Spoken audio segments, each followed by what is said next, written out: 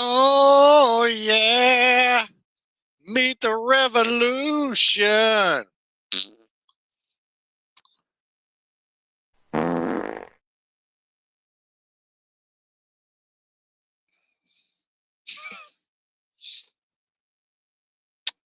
All right, ladies and gentlemen, you know what time it is.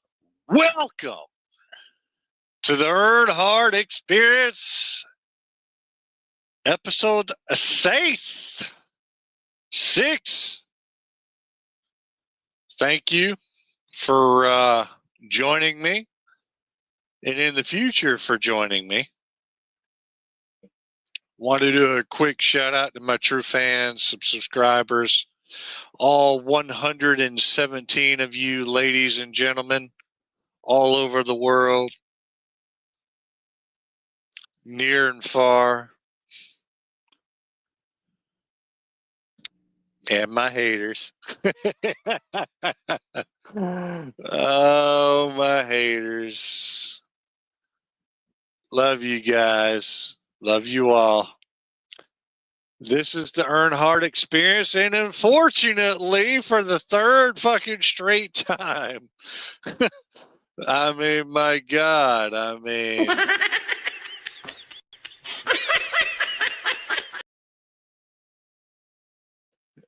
for the third straight fucking time, I have had a beforehand scheduled, made a thumbnail, blah blah blah, and then so I mean.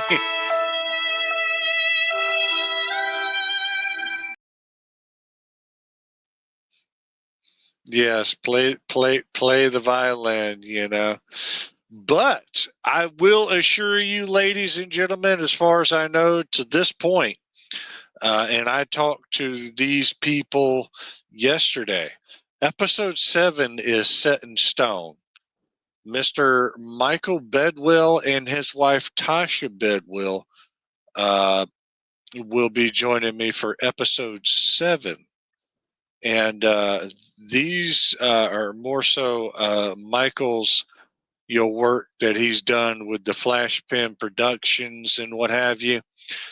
Caught my attention on the Facebook news feed, right? So they, up to this point, will be my guests for my next episode. But here we are now. So, fuck that shit until we get to it. All right. So Nanya is not here, which is unfortunate, because I had made a special thumbnail with Sir Nanya and us, Paul Small Italia, and I just couldn't help myself with it because I mean, come on, you people know your history. I'm coming, fucker! I'm coming! Wait. Sorry. That was the wrong one. God damn it. This one. Shit.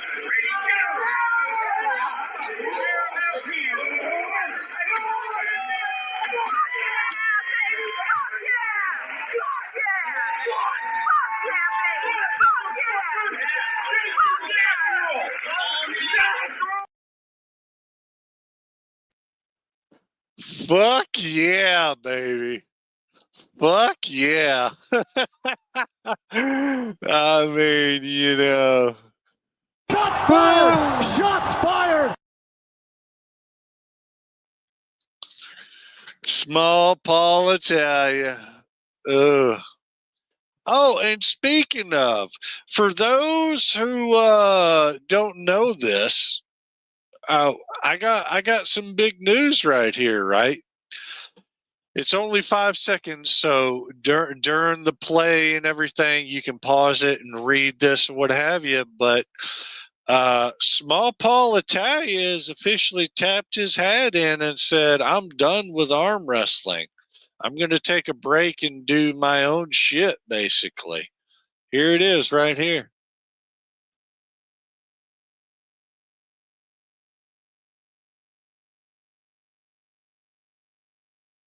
And there you have it,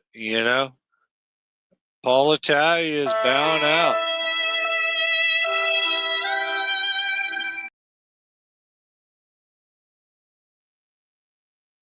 Yeah, and some of you people might be like this. No!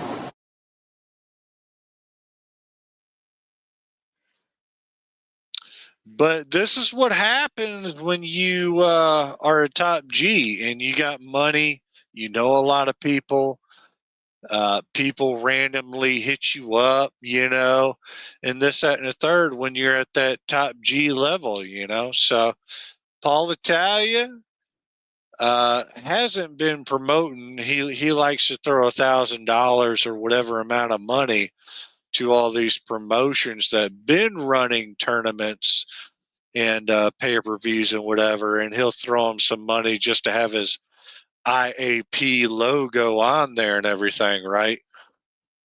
But I mean, Paul Italia, you know, the was it the 2020 or the 2021 promoter of the year? You know, I mean, during COVID and everything, Paul Italia is just a guy who's looking to make some easy, quick money. He's got his eye on the prize, and it's money and living that high life, you know.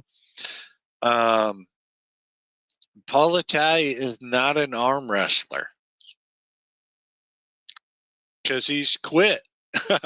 I mean, he is he's fucking Shots quit. fired! Shots fired! And it is what it is. I mean, you know, goodbye, Paul Italia. And me personally, and I've stated this before on a group chat, but I'm glad because, like, Paul Italia found out the hard way with the arm wrestling world. Unless you love arm wrestling and love the sport, you ain't going to last long because you're going to quickly find out. I mean, come on, let's get down number one, the science of arm wrestling, right? Ligaments and tendons, they regenerate and get stronger 2 times slower than muscle, right? So what does that tell you right there? You can't be coming in here with all these steroids and shit.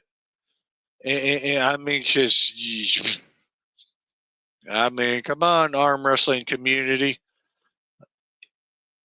Hit me up in the chats or whatever with your thoughts and opinions on this. I mean, because like motherfuckers who want to come into the arm wrestling world and think they can just immediately shoot to the moon are dead fucking wrong.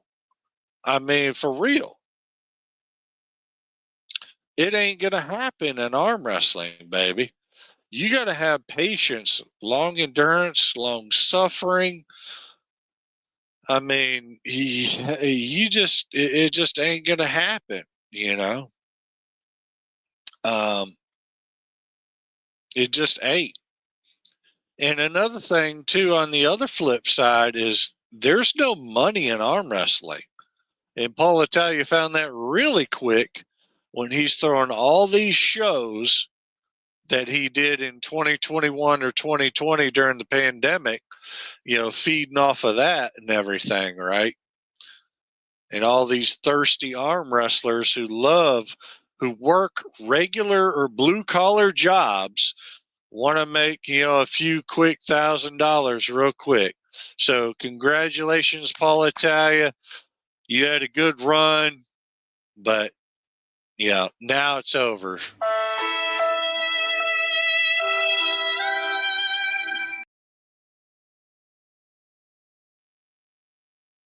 It's over. So goodbye, Paul Italia. As if we fucking needed you in the first place. Because we surely didn't. What we do need, I don't know, I'm just going to hold my comments for a later point, right? All right, so let's see here. Let's look in the banners.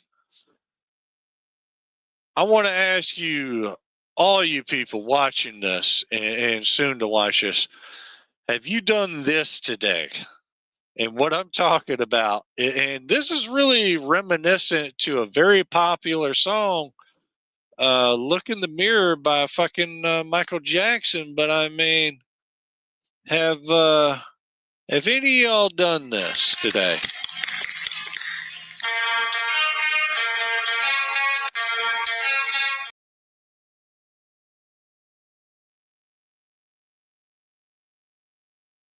I mean, straight up. Have you been looking in the fucking mirror to check and see if that dog is still there? Because, like, I ain't gonna lie, ladies and gentlemen, this is something that is that hits me personally. Obviously, if you've been following me for the last few, ever since November 2nd, I'm living synonymously in an offhandish way. I'm living in like Rocky 2 right now because like I went that extra round with Apollo Creed, figuratively speaking, with my left-handed opponent. And the day after, I'm finding out he wasn't 100 and he supposedly had a thumb injury, right? I don't like hearing that. I really don't. Because, like, on that day, I defeated him in a very nasty fashion, right?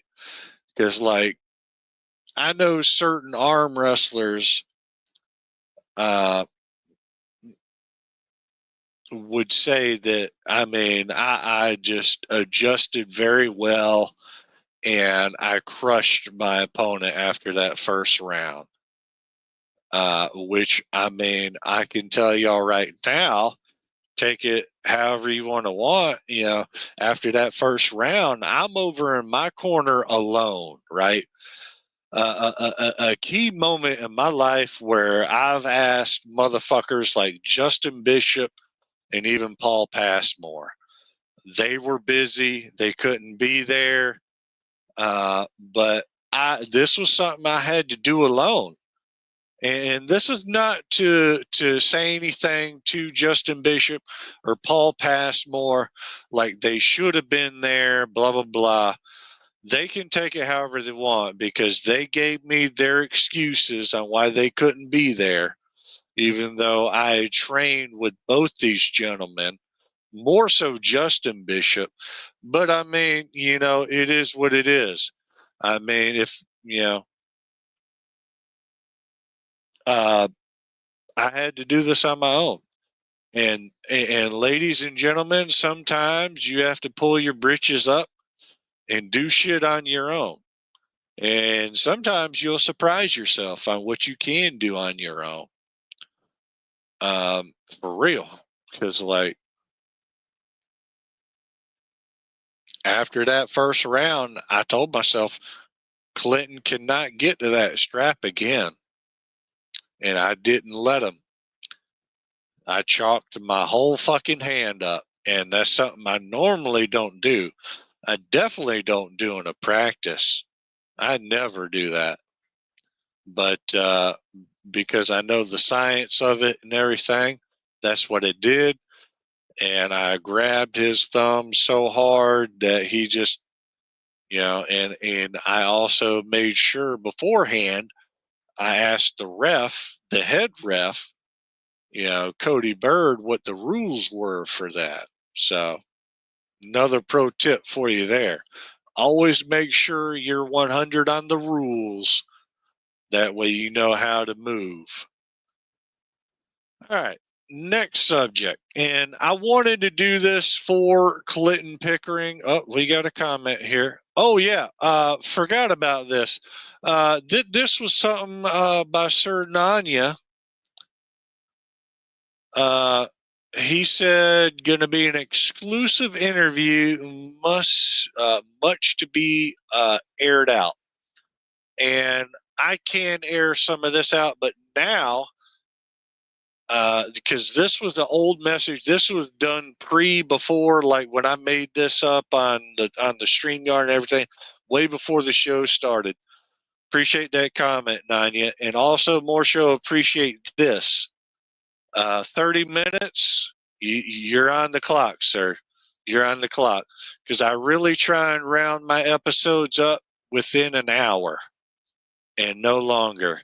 So since you said that, I'm going to move on to my next point, which was obviously Paul Italia signing out from arm wrestling. We already hit that point. Actually, whoops. I should probably hit, what is it right here? Was it right here?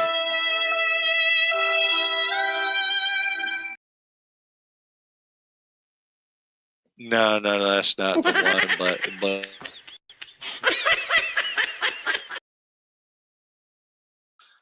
yeah, laugh it up. Yeah, it is a hoot. You know, Paul Italia, goodbye.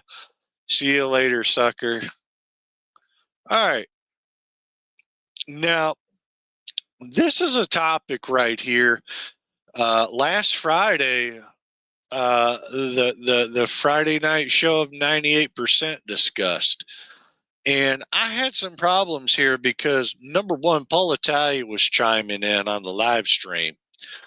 And, you know, they got the Mac table, you know, Ian Carnegie's brand new arm wrestling table they've come up with in Canada, right?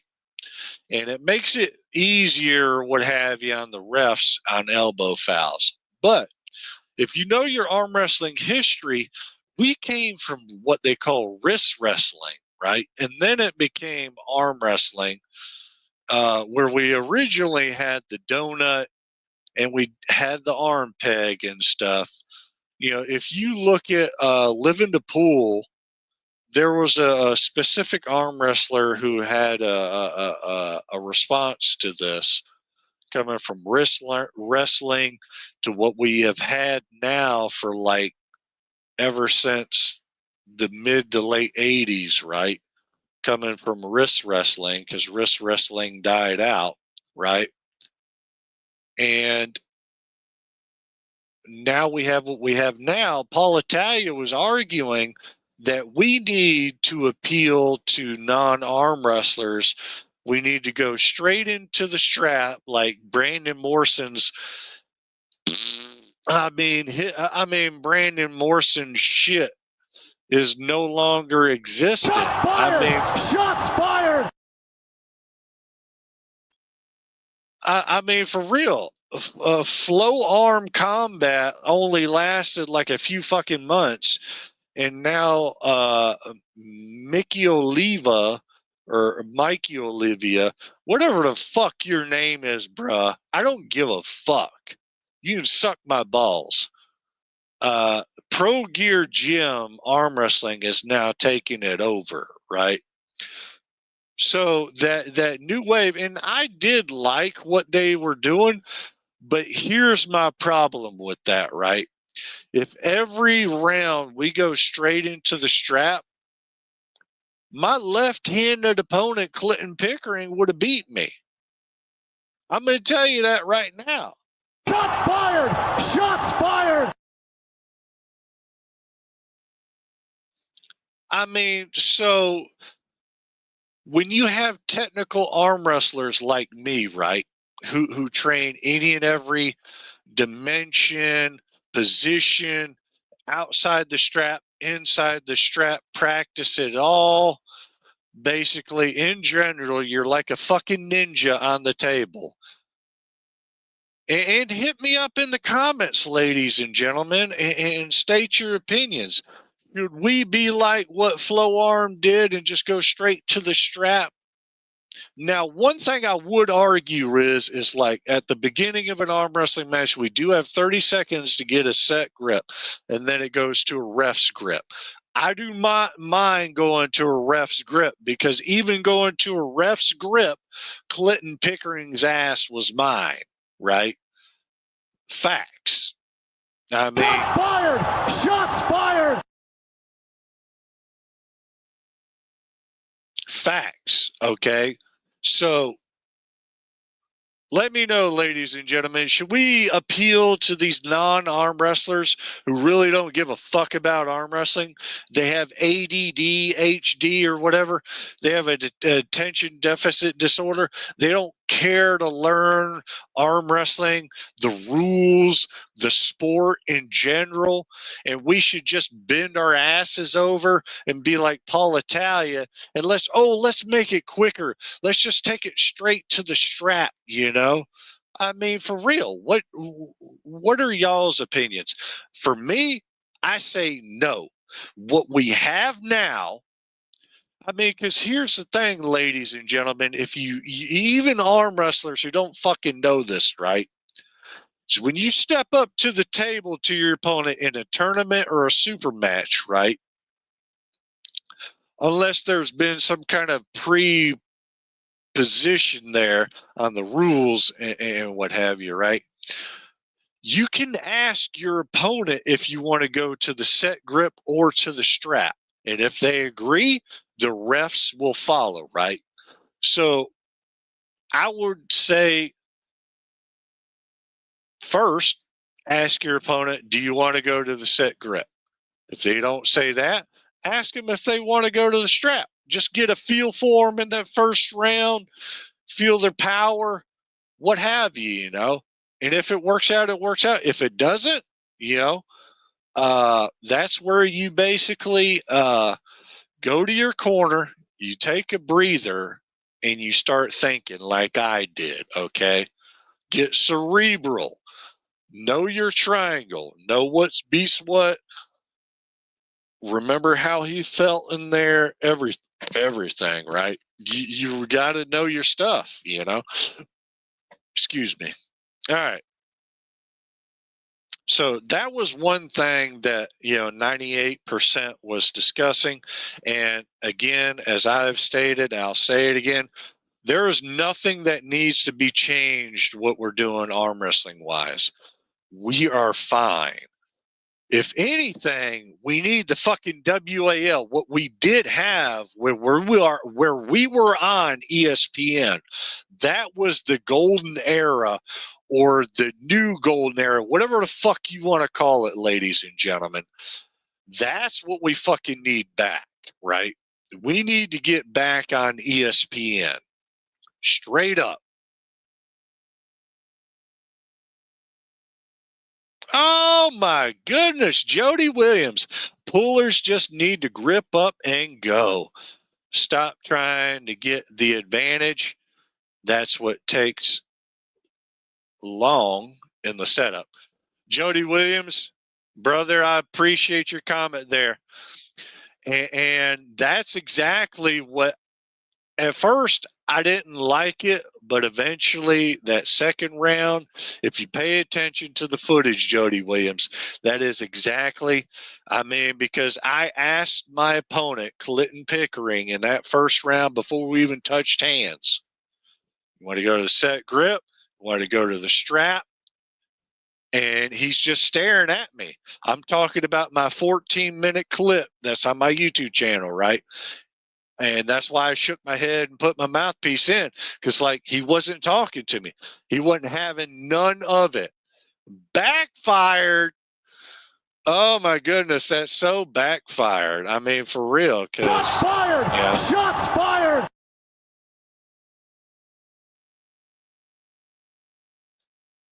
And what did I do? I got up there like Travis Bagent. My hand is facing me, hand real high. I'm standing tall. I'm not squatting at all. And I mean, I chalked my whole hand. And that was it. All right, next comment. Thank you again there, Jody. All WSA tournaments, World Series of Arm Wrestling, all our refs grip. Hey, I'm perfectly fine with the refs grip. Straight up. Appreciate that tidbit right there, Jody. Hopefully in the future we can do some work together. I'd love to meet you in person and squash some seriously old beef. For real. Shoot me a link and I'll come on for a few minutes. Ooh, yes, sir, indeed. Matter of fact, just give me a second, because here in the comments, I can post the link like this. Just a moment. All right, paste. Oh, what the fuck? Post.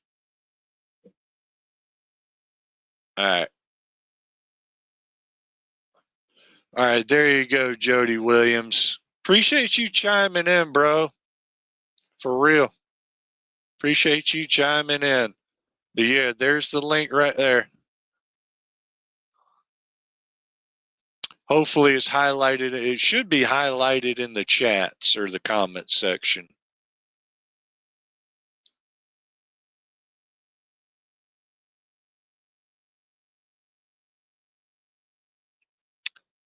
You do have me blocked on Facebook, so I can't send it that way.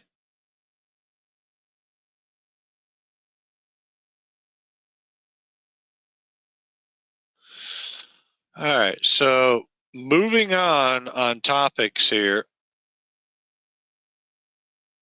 Or hold on a sec. Let me see here. What else? Okay, here we go. Oh my God. This is so earth shattering right here. This is earth shattering. So what's up, man? Did hell freeze over or what? Oh my God, it sure as hell did, baby. You already know. I was scrolling, and being a big arm wrestling fan, I want to touch base on some of the topics you were talking about, like the comment I Yes, made. sir. You know, it takes too long because people are too busy. Can you cuss on your show? We are 27 minutes in. We're good, Jody. Okay, I just want to make sure I didn't want to, do anything that might get you in trouble. So yeah, let it rip.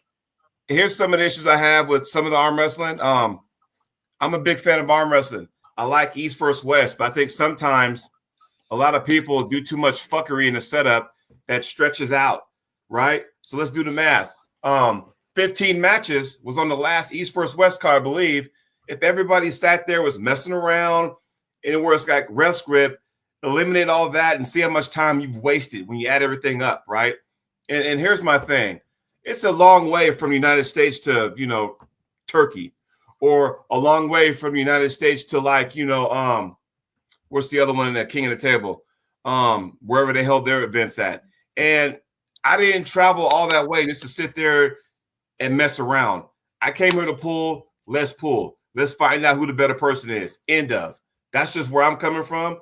I understand the theory about if you're not cheating, you're not trying. I get all that. But I'm an old school person. Look, man, I just want to grip up and go from there. Let's start straight. Even Steven, when the ref says go, then you could do whatever the fuck you want to, within the rules. But when everyone's trying to sit there and do all that kind of stuff, and then they'll say, oh, hey, I'm straight. I'm like, yeah, you're straight, but look how you're not at the center of the table. That's the center of the table, and they're kind of doing this. Yeah. So I know all the tricks. And I'm like, all right, fine. Nowadays, straps, right? Strap arm wrestling. Nowadays, that's a style now. So now you get these guys, and what I was come to believe, either two reasons why people pull the strap. One, they've mastered it, right? They understand what to do in the strap. Or, hey, my wrist is not that good, so if I get into the strap, it'll hide that weakness because you're already strapped. You don't have to use your muscle's hand. You know what I'm saying? Does that make sense? Yeah, and that's actually an interesting point to point out there, is because come to find out, I have a stronger grip and possibly hand than my opponent. But Clinton got in there really good. He cupped, and he got it. And strap pulling is arm based, basically, and you already know this. But the one with the strongest arm is going to get that, right? It takes the hand away.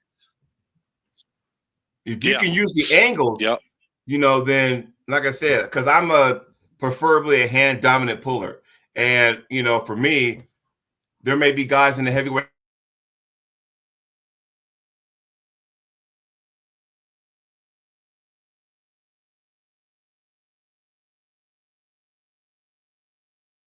Ruh-roh. We all good?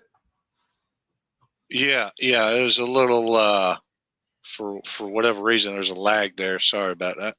What I was saying is that So I'm a hand dominant puller. So in the heavyweight class, I'm not going to have the biggest hand, right? So if I grip up with somebody, I'll know on the setup, okay, I need to slip out of that because the move I want to do might not work. I'm slipping out, get to the strap. Now, either A, I'm stronger than them, or I got to use a different technique to where I'm attacking the angle.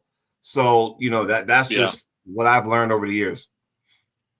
Predominantly, though, you're a hooker, as far as I've seen. I've learned that over the years. I started this sport top rolling, and then it got to a point because I was taught, back then, a top roll can be anything. I'm thinking, okay, I bought into it, drank the Kool-Aid, call it what you want, and I did that until I went to nationals one year in 2012, where guys were gripping me lower, and when they grip me lower, they stopped my pronation, and they put a little finger pressure right here and stopped the pronation.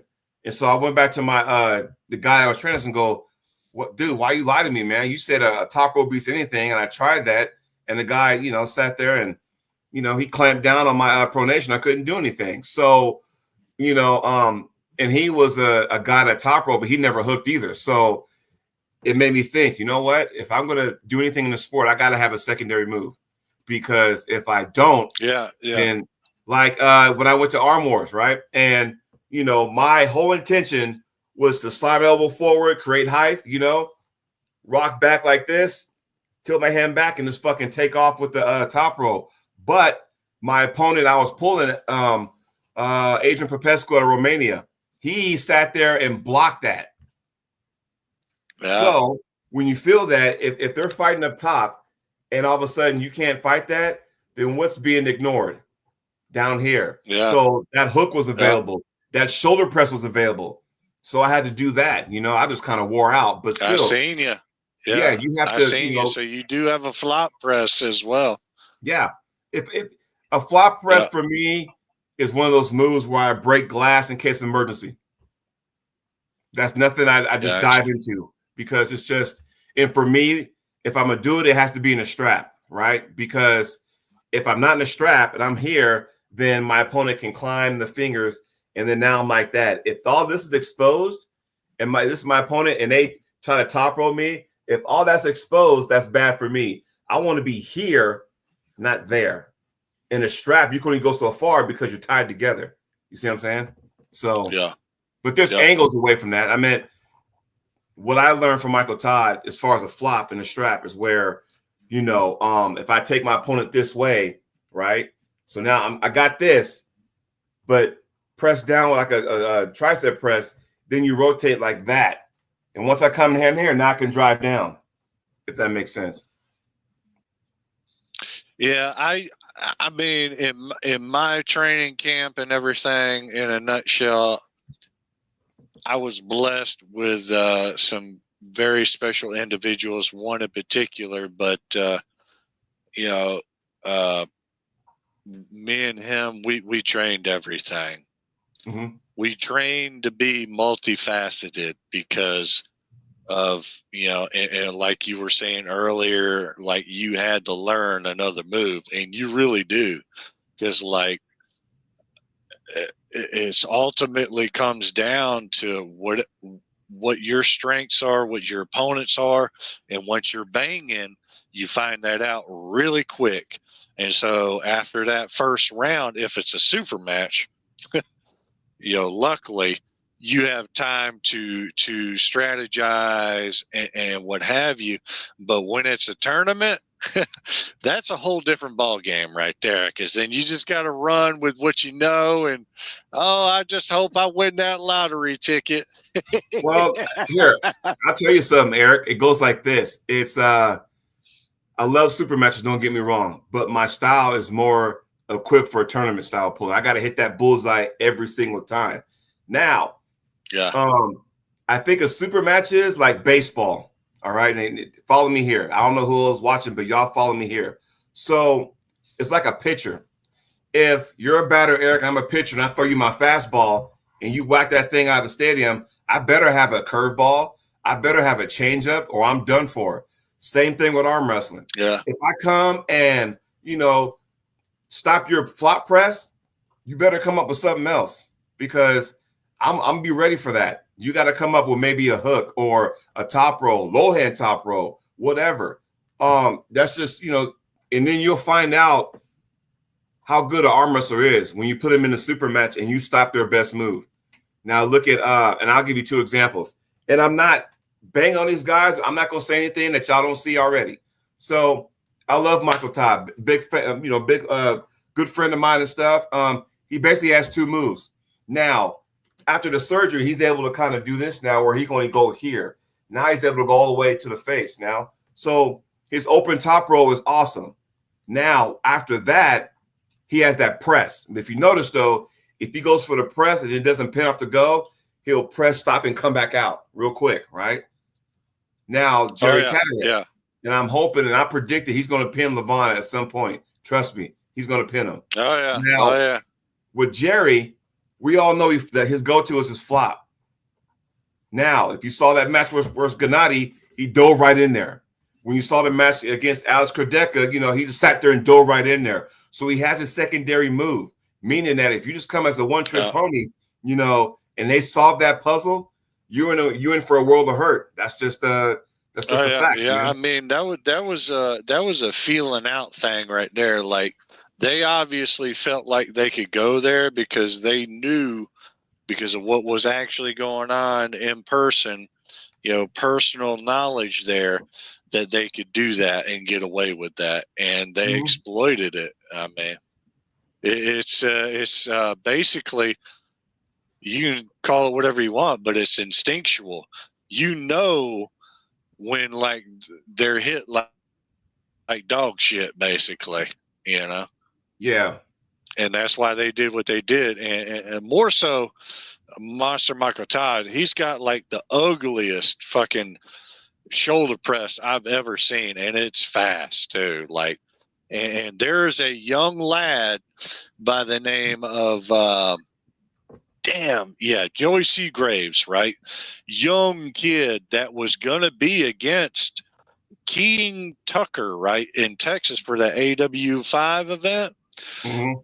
This kid left-handed pinned with that shoulder press because he's kind of like a one-trick pony, right? Cody Wood. And Cody Wood ain't no fucking slouch in Georgia, baby. I'm telling you that right now.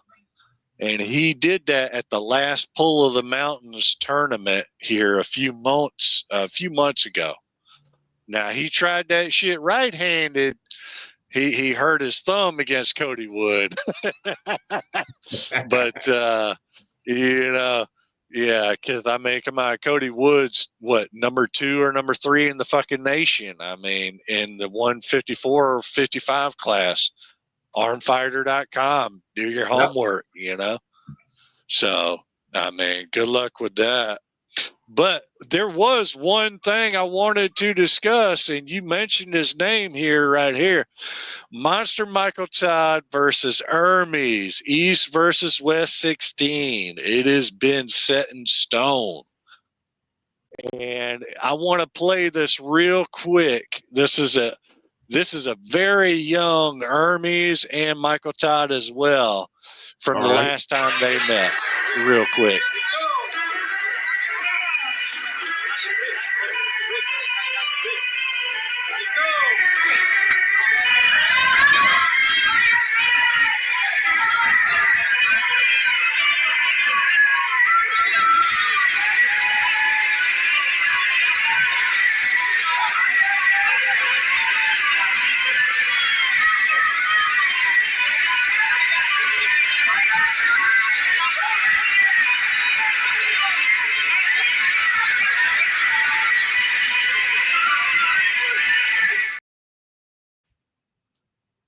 Story has it that Michael Todd was on vacation. He happened to be over there in Italy, and they want to set up a match. Michael said, cool. If you watch the entire thing, Michael won 3-2, right? All of Hermes' wins came on pins. All of Michael's wins came off elbow fouls by Hermes. Yeah. And that's funny you say that, because in this clip and footage I seen, right, it technically says 3-2 Hermes won.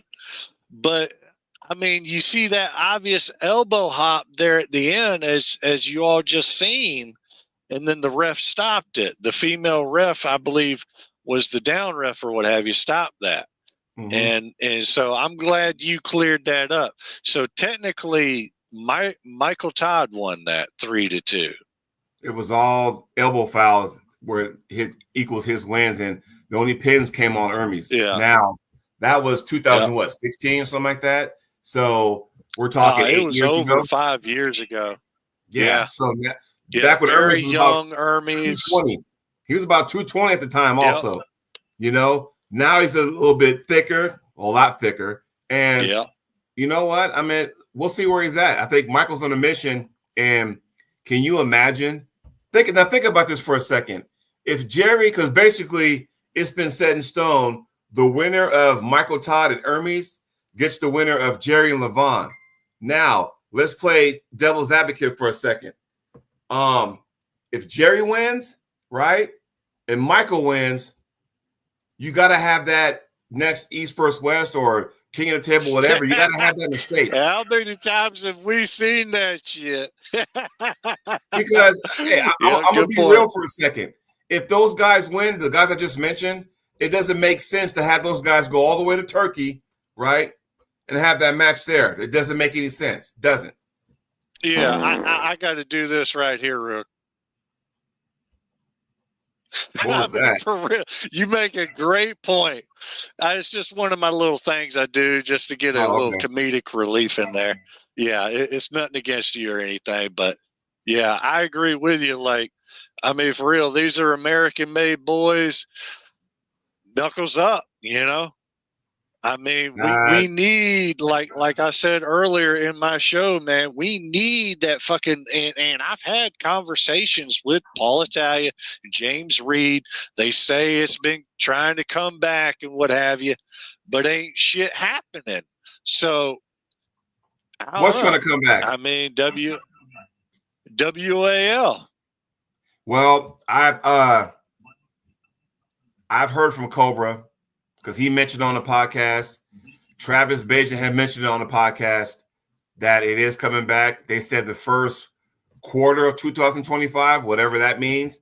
I don't know if it's February. Really? It could be April. Who knows? I know because Cobra mentioned that on Uncle John's podcast. If it does, this is going to be huge.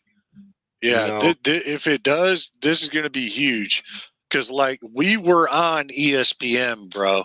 We were where we wanted to be, roundabout, with the exception of the Olympics.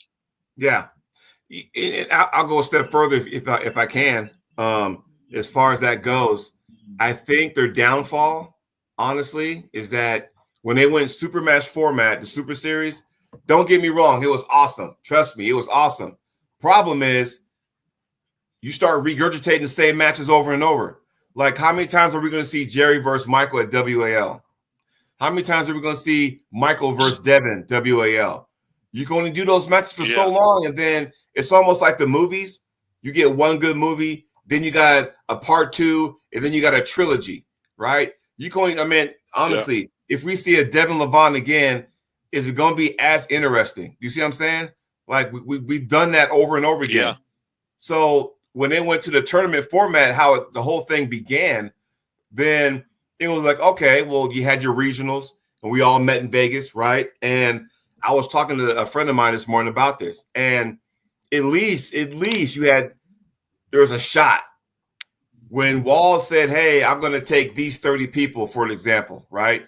I'm going to take these 30 people, and we're going to roll with the Superman series. Now everybody else is on the outside looking in. They're trying to scratch and claw, and hey, I'm gonna put these videos out to the powers that be at Wall and says, hey, I want to break the glass so I can get through there.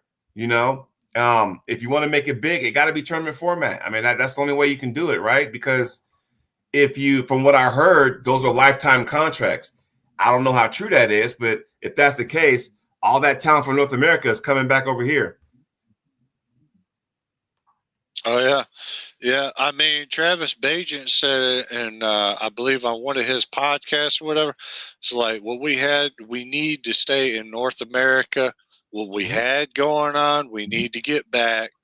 basically. And I hope those rumors come to fruition, because like there's a lot more people pool wise who will be able to fill in, and they will have I mean, come on, man, we got so many great pullers on the Arm Fighter, and just looking at the rankings in the top 5 of each weight class, and then some, then we could, come in there with the social media thing. But for the most part, we really do need to get in the ones who merited that stuff.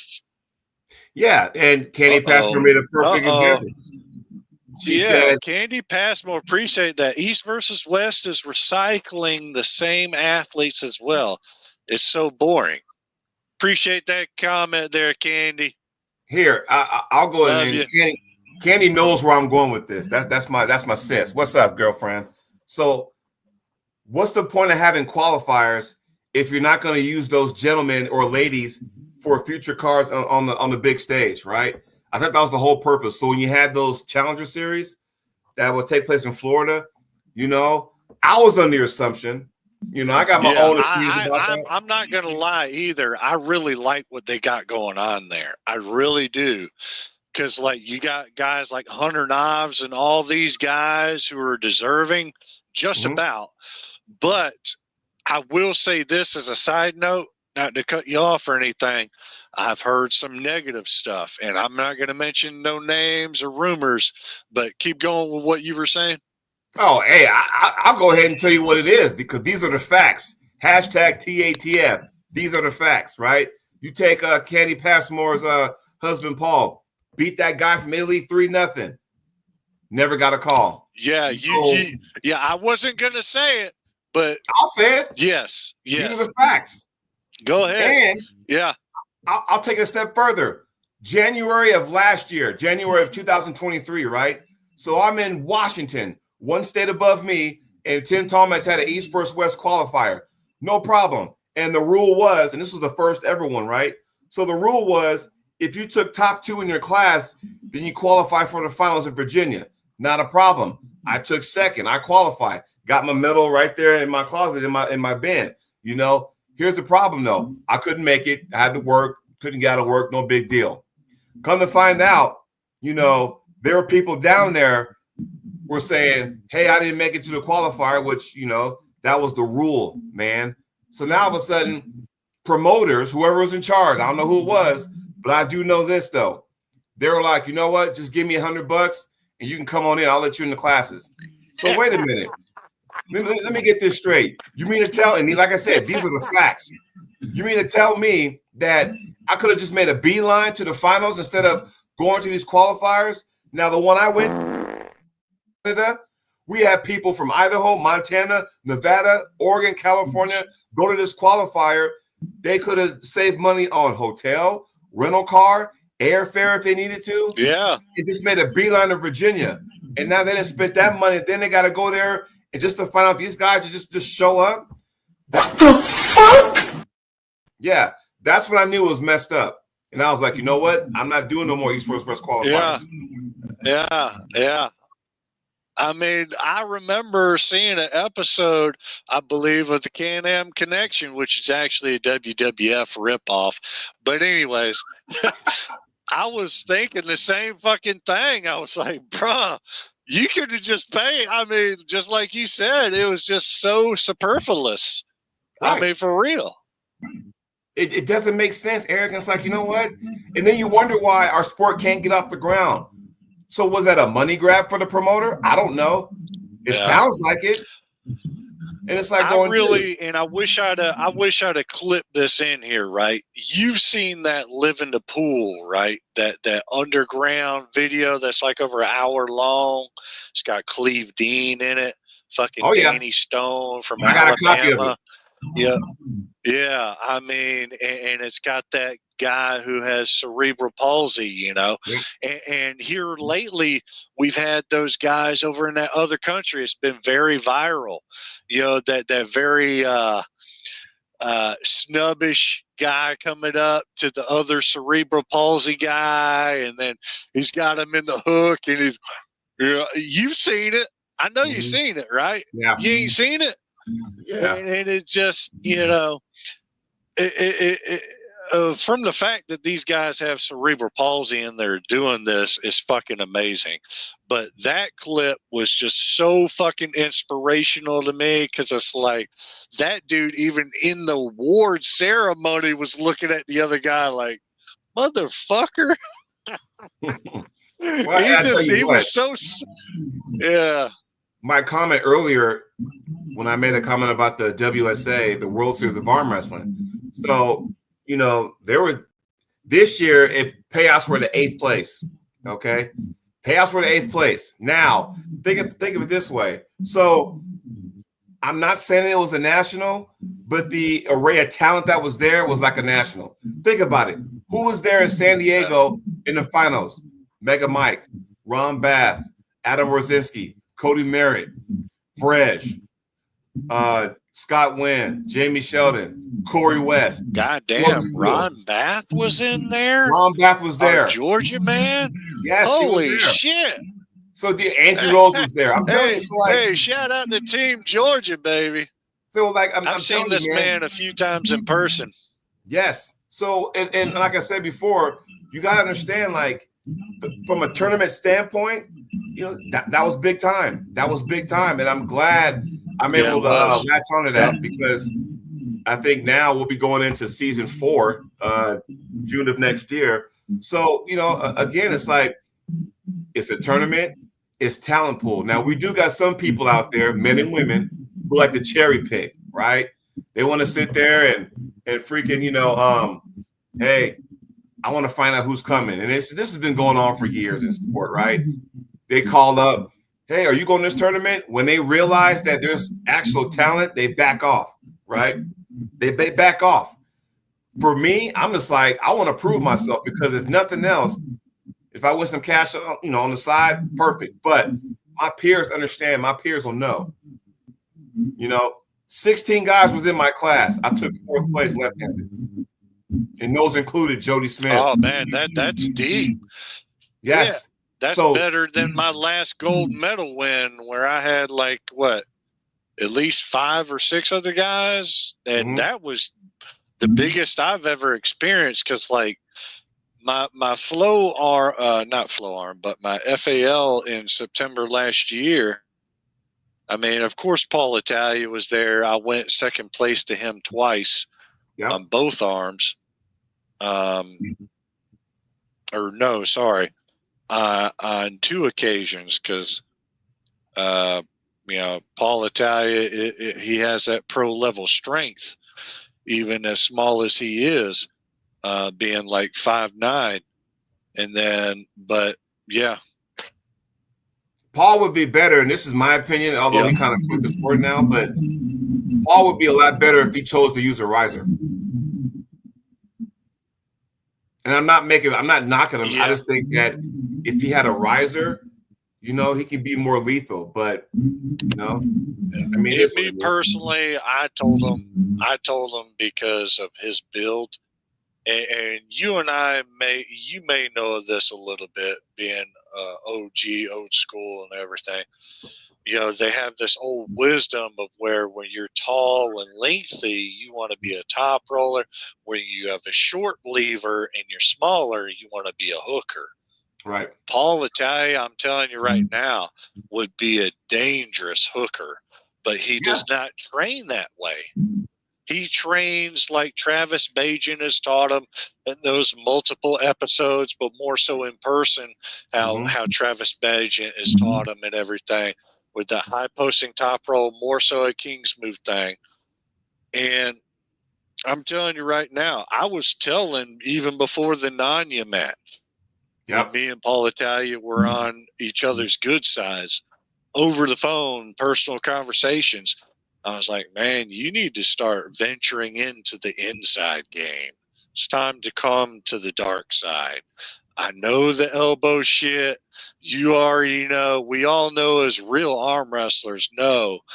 But once you start venturing into the dark side on the inside, and you have that outside option, you're almost, if not more than halfway there, like John Berzink. Because like then if you can't get them on the inside, you sure as hell get them rolled out right through the bottom fingers. You know. Well, here I'll go a step further. One thing I want to point out here, and this is a laugh right here. I know you've seen it. I saw it. Yeah. You know, David Kotlow's got to stir the shit in the pot a little bit. He tried to get me to pull Yakosovic Andrew at AW5 on the same day I was going to be at the finals. So that would have never worked. But, you know, never say never. But, yeah. What I was going to say is this. You can train. On that. This goes back to what you're saying about Paul when he would train under Travis and then he went to Bob Brown's and got some stuff. You got to understand your body structure, right? Does it make sense if you have short, stubby fingers to top roll somebody? Probably not. You don't have the long enough digits to wrap around your opponent's hand, right? Also, you can do I'll use me for an example. I can do everything Travis Bajan does verbatim. Doesn't make me as good as him, right? It ain't. No, because I mean, Travis Bajan is kind of like a Devin Larry. I mean, he's what, like 6'3", 6'4"? Yep. So he's got the height, you know, and he's definitely got the fucking weight, you know. So I mean, height and weight does matter in your weight classes. I will say this. But you know, obviously, like I stated earlier, the general knowledge is if they got a longer lever than you probably, if you've trained in multiple dimensions in arm wrestling and you're not a one-trick pony, you could probably take that person on the inside easier than trying to go over their hand. You chop them down. Lever. Chop them down. Yeah, yep. For real. Yeah, I mean, and people see that, but you know, I wish Paul would have stuck with the sport. I get why he walked away. You know, all the drama going on. I get it. It is stupid at times. Like, you know, there's drama in the ladies division, which, you know, I'm about ready to put my head through a plate glass window because of it. But, you know, I feel like I'm the fence, and I got friends on this side of the fence and friends on that side of the fence. And if I can get all of them to say, knock it off, let's do what we came to do and make our sport better and be awesome. But a lot of it is jealousy. There doesn't need to be, right? So we're all doing our thing, but I always tell people too, everybody has their own path, right? So, hey, maybe my path might be to go to IFA Worlds or WAF Worlds or whatever. Hey, my path to go to King of the Table, East First West. Oh, look over here. Maybe it's World Series of Arm Wrestling and Knuckles Up. Whatever the case may be, everybody has a different path. So nobody should be jealous of nobody. But for some reason we are, and I can't understand why. Yeah. I don't know about jealousy, but I mean, when going back to a certain thing you hit on during that comment, I told, and this was way back when me and Clinton Pickering, because I didn't even know the previous stuff he wound up telling me months later, right? But anyways, I wanted to sell me and Clinton Pickering, right? So I gave him full permission to troll me, to make it sensational, kind of like WWF with promos or whatever.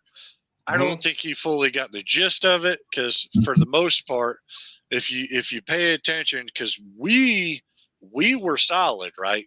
It was after AW 4.5, after his left-handed match with that bigger fella. He came all the way back from downtown and 3-2'd him. And I was totally impressed. And I seen a Warrior, and I was like, this dude would be somebody I would like to work with, not just arm wrestling wise, but even promotionally for our match. And ever since, I want to say it was like April or early May, somewhere in probably May more so, but late April, because April 1st exactly was when I got the promotion and the sponsorship from AW, David Kotlow on the 98 show. Right. And I was looking for a good left-handed opponent. Now, take what you want, but technically I was almost 20 pounds bigger than this fella when we finally met each other in person. Now, I Right. wasn't bulking or anything. I did not bulk at all. I was doing me. And I weighed in at 206 point something, and he weighed in at 187 point something. I was a little bit taller than him, but I don't know. It's just something that got me about Clinton Pickering. I was like, this is the guy. And right place, right time, right chemistry. But like I was saying, I told him to like bash me and troll me. Let's make this interesting, not straightforward. And I gave him full leeway. Now, what he did was on him, but like before our match, I did like a WWE promo where it's a picture of me and him in the flyer and everything. And I used it was actually WWE's Judgment Day theme they had. It was for Goldberg's back in 2003. Yeah. The end is here. Yeah. I remember it. Classic shit. Jim Johnson is the artist and musician behind that shit. Oh, If yeah. you know your wrestling. Oh, yeah. And he's such a great composer. I had another one, too, in mind for that. It was called Fight by Jim Johnson. And it was the SummerSlam where HBK and Triple H actually versed each other in 2002. Yeah, Michael's return match. That was a good theme song right there. But I went with the same one I actually used for Brandon Baggett back in February of this year when I went to the Pull of the Mountain Super Series here, where I faced him right and left-handed. And that was my technical first super match right there. And I even did like a clip before it. But I really feel like when people in the arm wrestling world start talking about the WWE thing, they're talking about scripts, they're talking about predetermined matches. Whenever I say it, I say we need the drama, we need the build-up, we need the promos. Can I respond to that? When I say we need it, yeah, go ahead. I get where you're coming from because I come from that era too. Like Uncle John comes from that era. But when you start going overboard, like, okay, so here's the thing. I made a comment and I got crucified for it. The thumbtack match, right? I sat there and made my opinions known. I thought it was the dumbest thing ever. If you're trying to get people to love our sport, that ain't the way to do it. Now, for so long, everybody in the Arm Gods Nation was jumping my shit because they were like, oh, you're a hater. I'm like, how am I hating? The entire card was awesome except that match. So you got guys like Tim Bresnan, Ron Bath, RVJ taking a backseat to a match with the main event. You're killing me, right? Yeah. Now, here, I'll take it a step further. If you're trying to get the naysayer or the non-people to like our sport, right? Because we live in a society where we love the car crash now. You see an old lady get mugged, instead of helping her, you want to fucking get the shit on your phone and shit. So the problem is this, right? So with that being said, and it kills me, right? If those people think, ooh, a thumbtack match, I love this arm wrestling. They go see a Knuckles Up. They go see King of the Table. They go see an FLA event. If they don't see that stuff, they're gonna be like, where's the fucking barbed wire? Where's the fucking thumbtack? Are those people staying now? You understand? Yeah. So again, man, that was just unnecessary to me. Unnecessary. But that's their promotion. And synonymous in an offhandish way.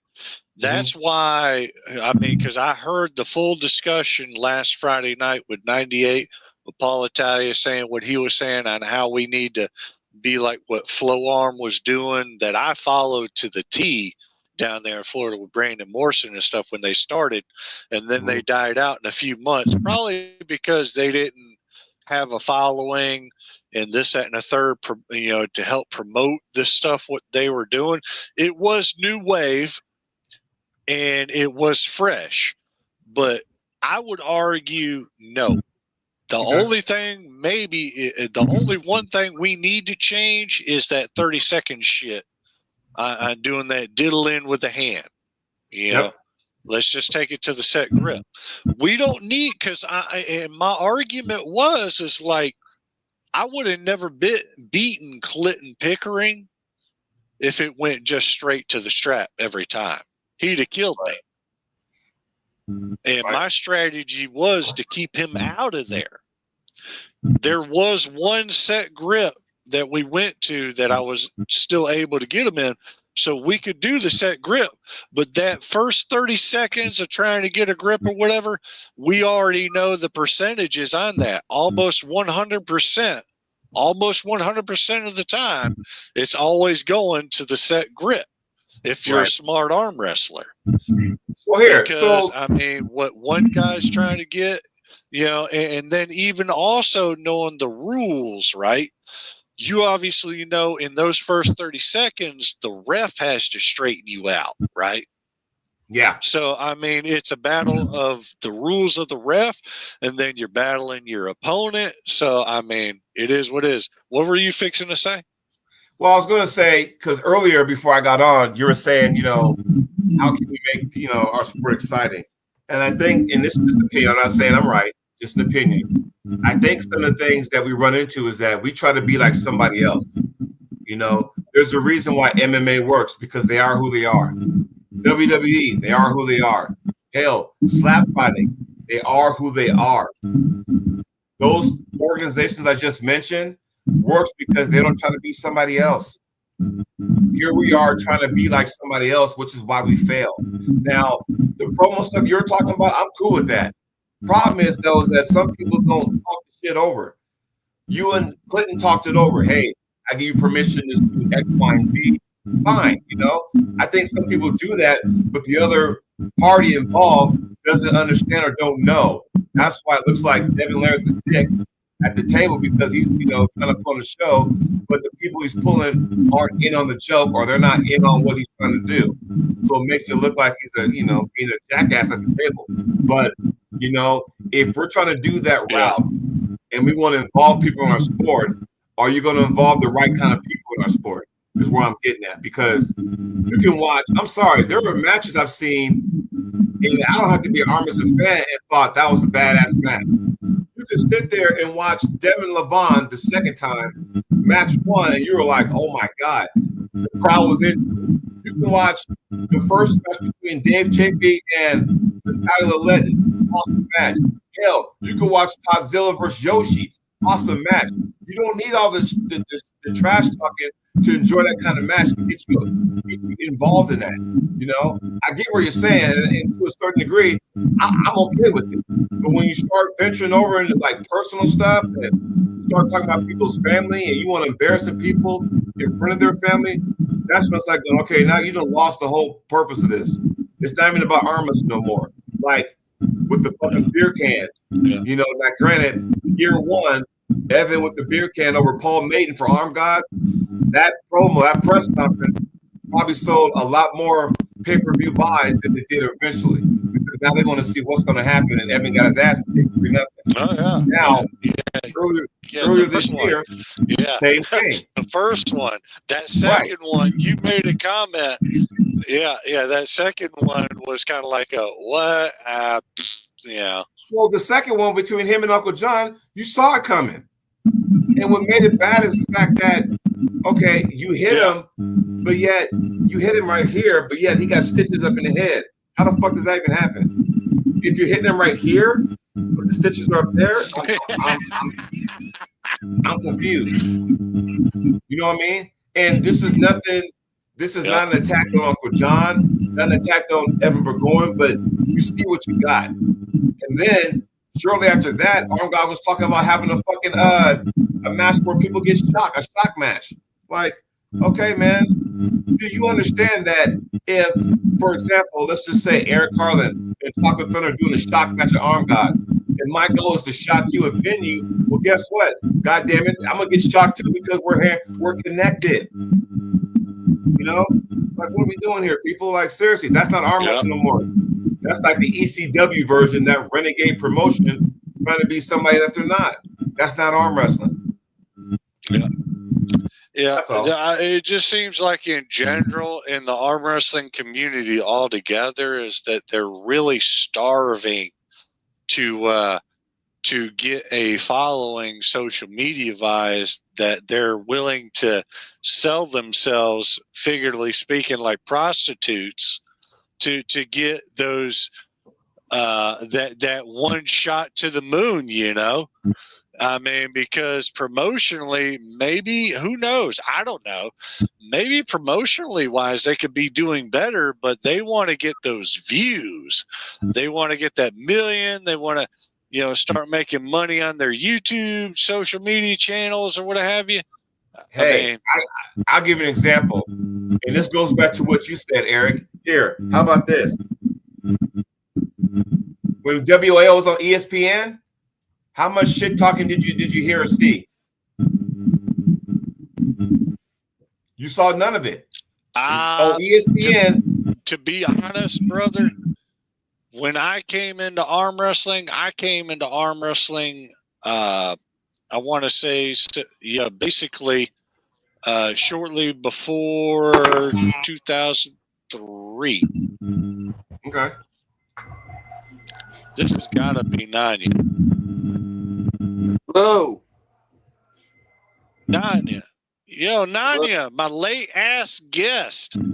You're over 30 minutes late, motherfucker. Fashionably, Harlan. That's all that matters. Oh, yeah, fashionably. Get in here, princess. Hey, if you're not.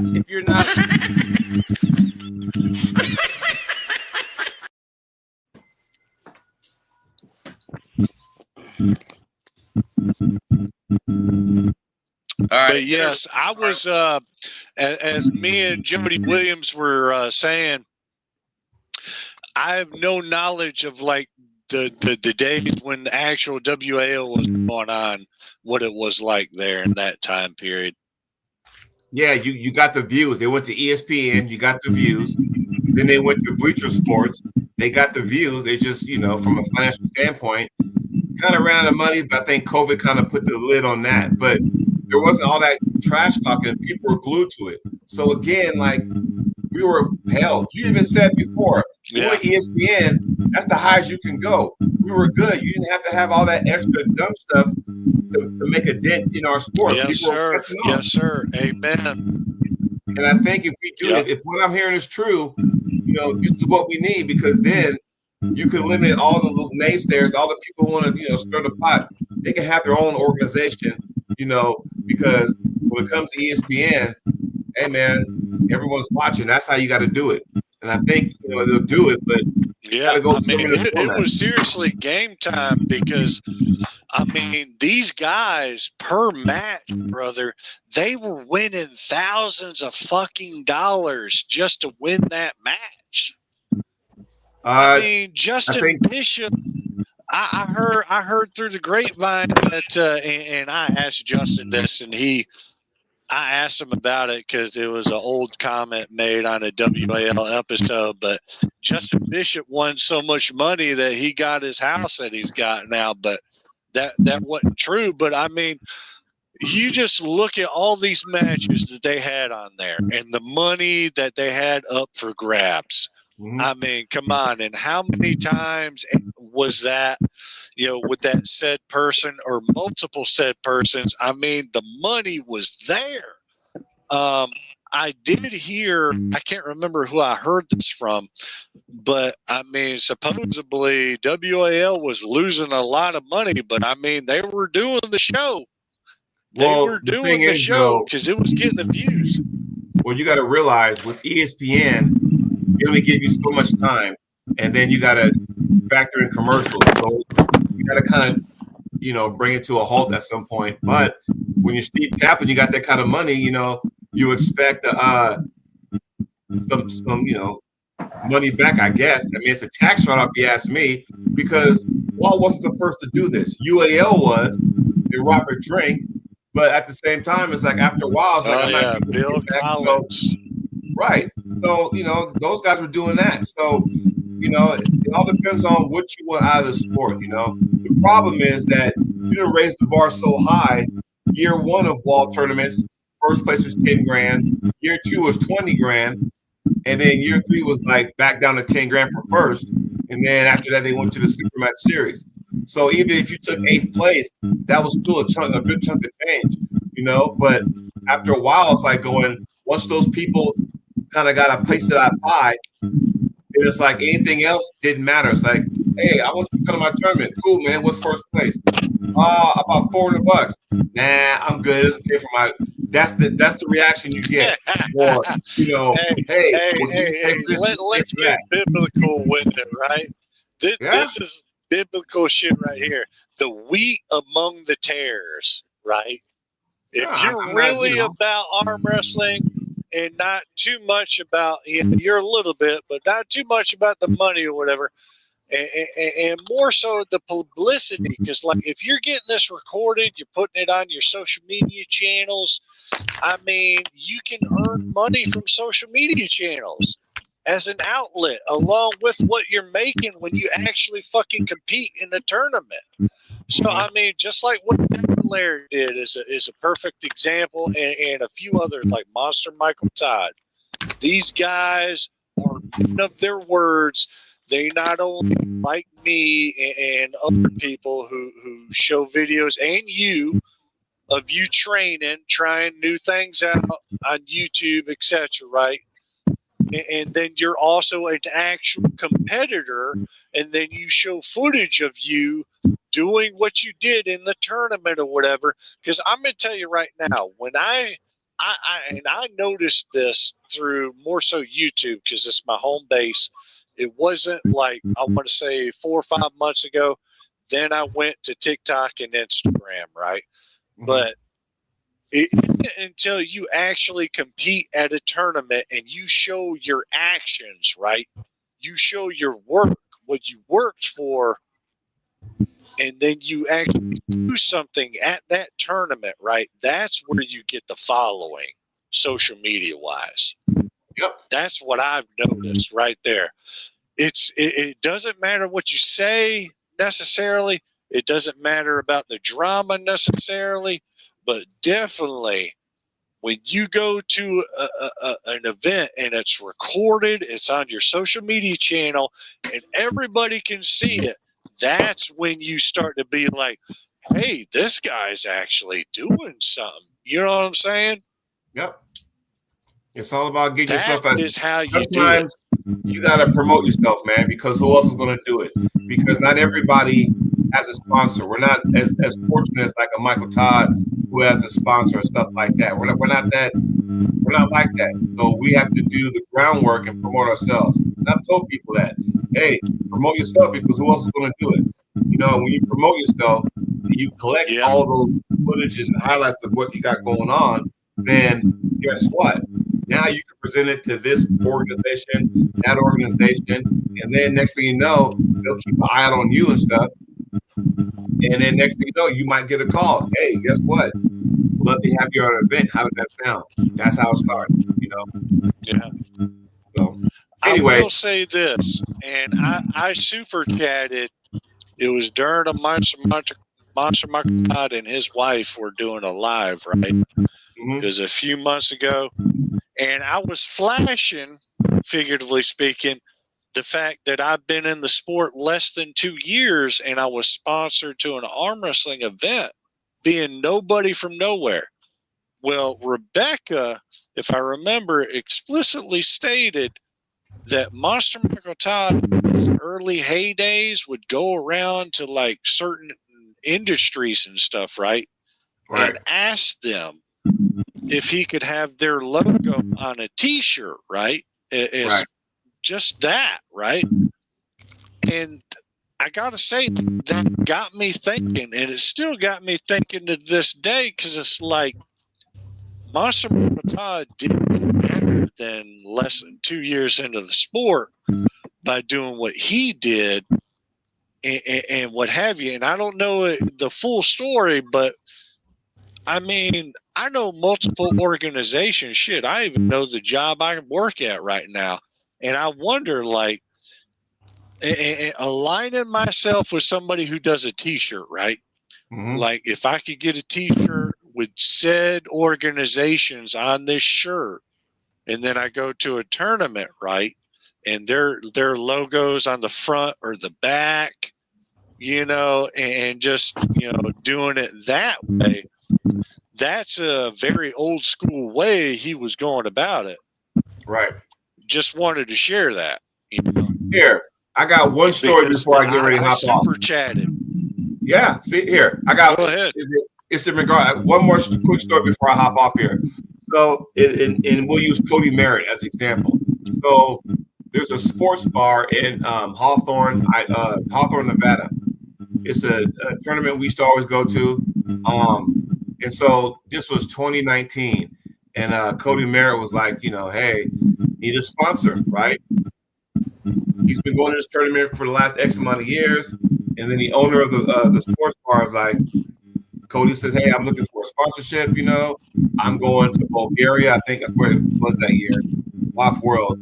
And the guy, they had a long talk, and lo and behold, it went like this. Yeah, I'll sponsor you, no big deal. So what does Cody Merritt do?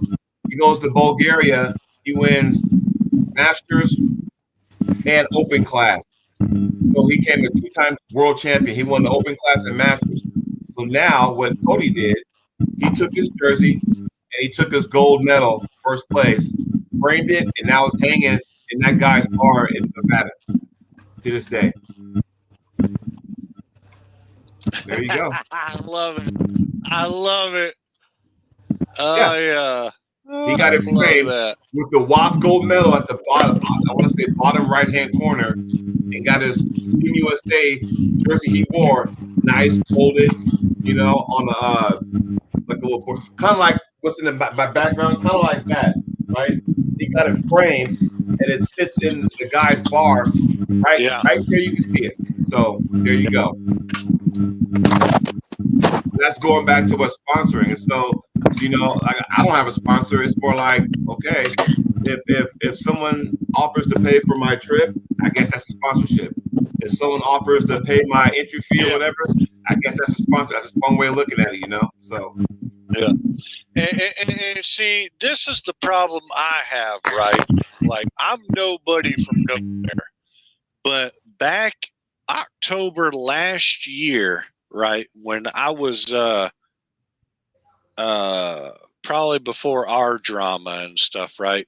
mm-hmm. I had off the fly contacted Cody Wood, the fucking Cody Wood, off the fly, and I was trying to get out of practice in Columbus, Georgia, because this guy likes to ego pull, and I don't like to pull with ego pullers, right? Right. I'm not trying to get fucking hurt in a practice, right? Not going to mention names. We still are in contact to this day. Good dude, very strong brother. And I swear to God, the day he comes into arm wrestling full-fledged and he's not doing what he's doing right now, because I understand he's a family guy, he's a firefighter, but I'm telling you, this brother is strong. But anyways, Cody Wood on the fly accepted, and I drove out to him over 2 hours. Cody Wood at this point in time, Cody Wood has been a top national ranked player in the arm wrestling world. And I see guys like Kevin Palco, you know, getting all these sponsorships, you know, going to Game of Arms and stuff overseas more than once. And Cody Wood had this motherfucker's number for a minute now. For real. Right. If you know your arm wrestling, Cody Wood will flash pin Kevin Palco right arm. You know, just say go, you know. And Cody Wood is not sponsored by anybody. And that just pisses me off, because, and not just with him, but he's just an example of like guys who are at the top 2, top 3 in the nation in their weight class or whatever, right? Aside from Justin Bishop, because we already know he's the top 2%, you know, roundabout. I love you, Justin, but yeah, we already know what it is, bruh. But anyways, right?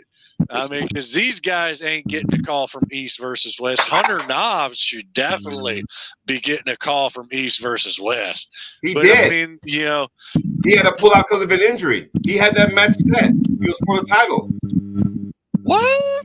Yeah, and due to an injury, he couldn't go. I did. And they gave it to somebody else. Yeah, that was a title match. No. That was a title match Hunter Knobs pulled out of. Yes.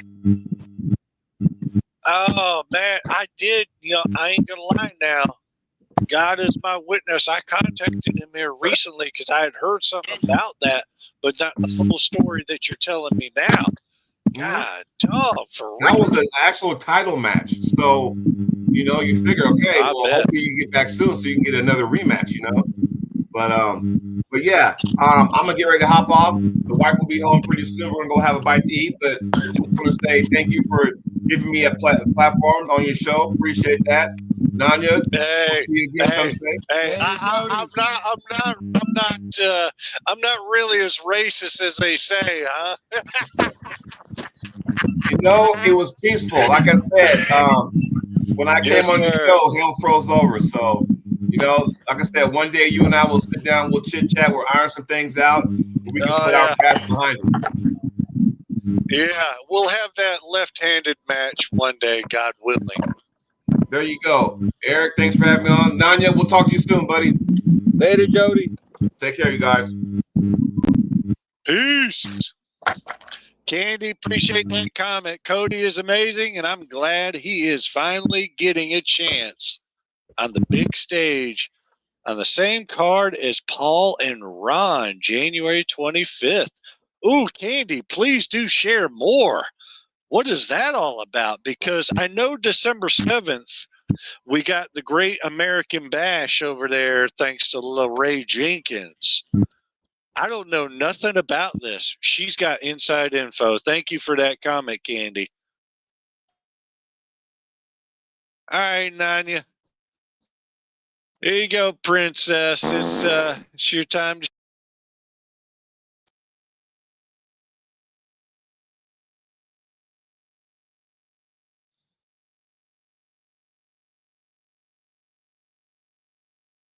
Knuckles Up January 25th. Holy shit. Word. Oh, Candy. Candy. Appreciate that. For real. Wow. Damn. That means Cody. This is too soon though. God damn, Cody better be Cody is fucking a warrior, man. This motherfucker's he's on something. I swear to God he is. Ain't no fucking way. Is also on the same card. Oh, we love Merlin, our South Carolina lady.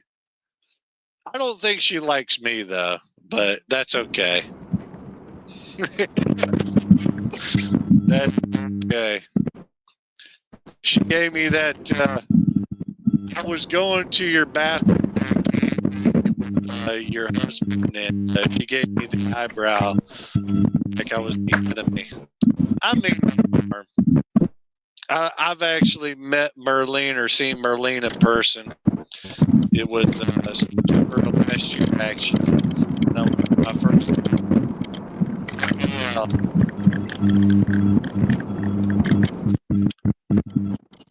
Go Harlan. All right, princess. What you got going on over there? Hey, I'm driving We through got some a rough lot terrain. of I'll be things to back. discuss. I'm way over my quota here. Yeah. I'm way over an hour, bro. Wait 3 minutes.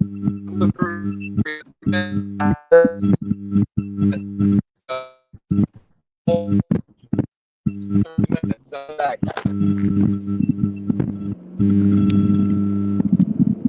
Having in the car, huh? Heavy purring. Earl Copenhagen taking the wheel. Yeah. Oh, Copenhagen Wagon. Earl Copenhagen in the V8 charge. All right, so if I let me look here at my banners, right? My comments, right? Go back to my comments all the way at the beginning. All right, right here, Nanya. Here you go. Going to be an exclusive interview, much to be aired out. We need to hear, because like I could say some things you've already told me, right? But the world wants to know after you. I mean, I'm going to show this again. I showed it earlier, but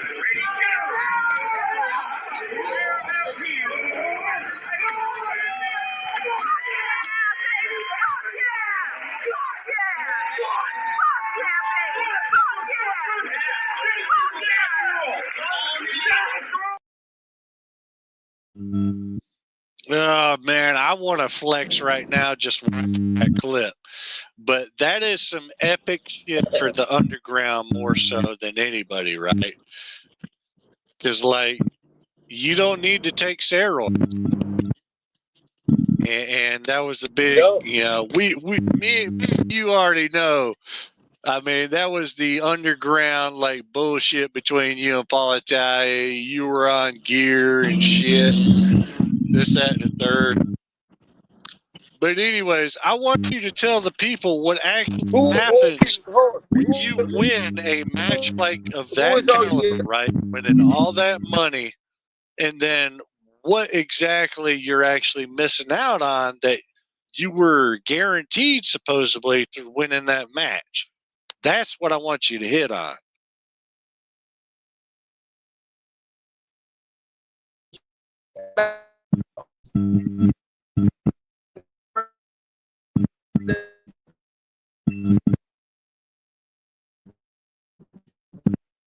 He's breaking up a little bit. Yeah, I'm driving through rough patch. Yo, did you insinuate I was on steroids or I'm on steroids? No, not at all. Okay. I'm trying to get to the point and the fact that you had shared with me. He's gone now.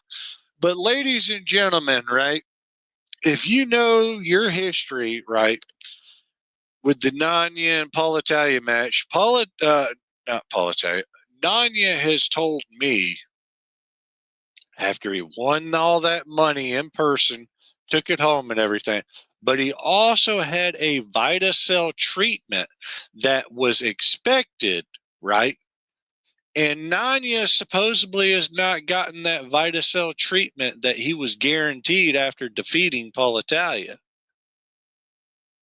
Straight up. Yeah, I mean y'all can take it the way y'all want.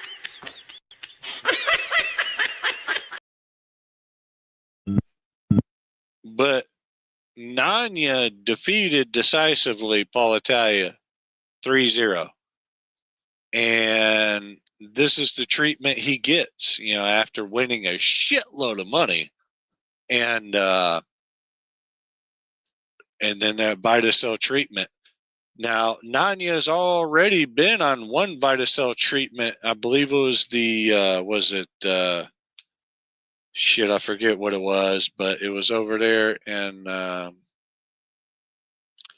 it was where Auden Larrett, Devin Larrett was, and all them, and Eddie and Waite, and some other arm wrestlers. I think Nanya's trying to come back.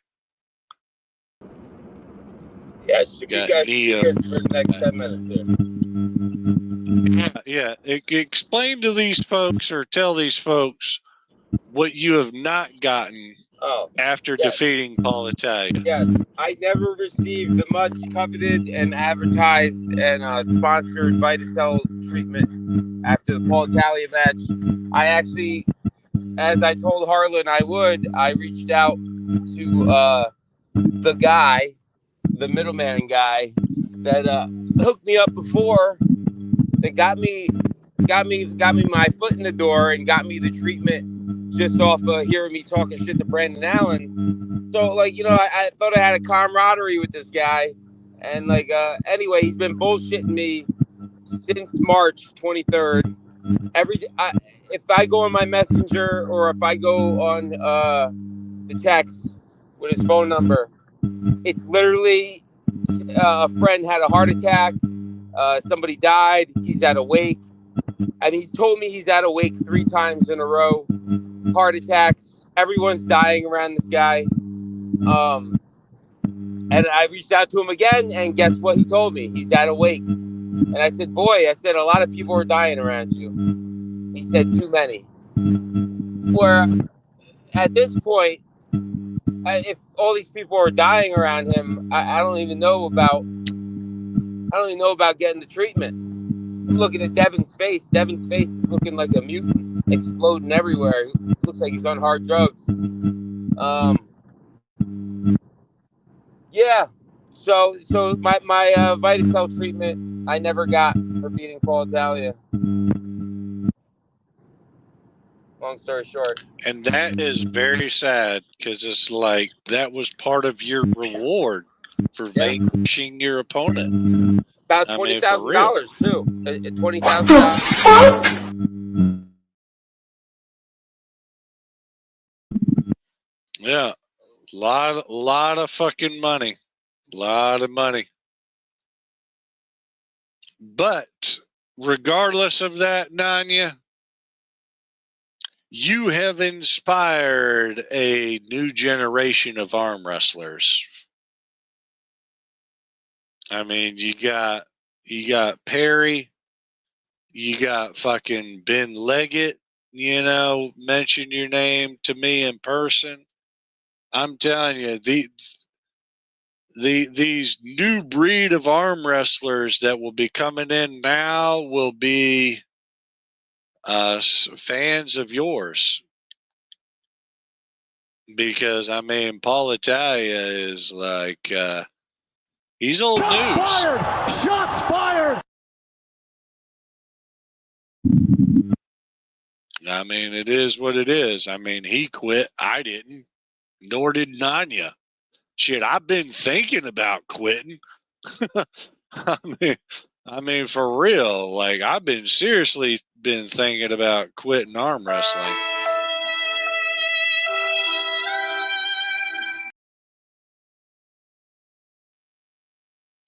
But, I mean, tomorrow at 1 p.m., I'm going to be pulling in a arm wrestling practice in Newman, Georgia with Sir Adam. His nickname is Jeepers Creepers of the No Team Arm Wrestling Crew, all the way from fucking Puerto Rico. And my right hand is still fucked. But my left hand is good. Yes, sir. Hey, so what I showed the world is you can have all the money in the world. You could be doing steroids since you were fucking 14 years old, like Paul Italia. You can admit that the biggest steroid cycle of your fucking life. You can fly out to Bob Brown in Arizona multiple times.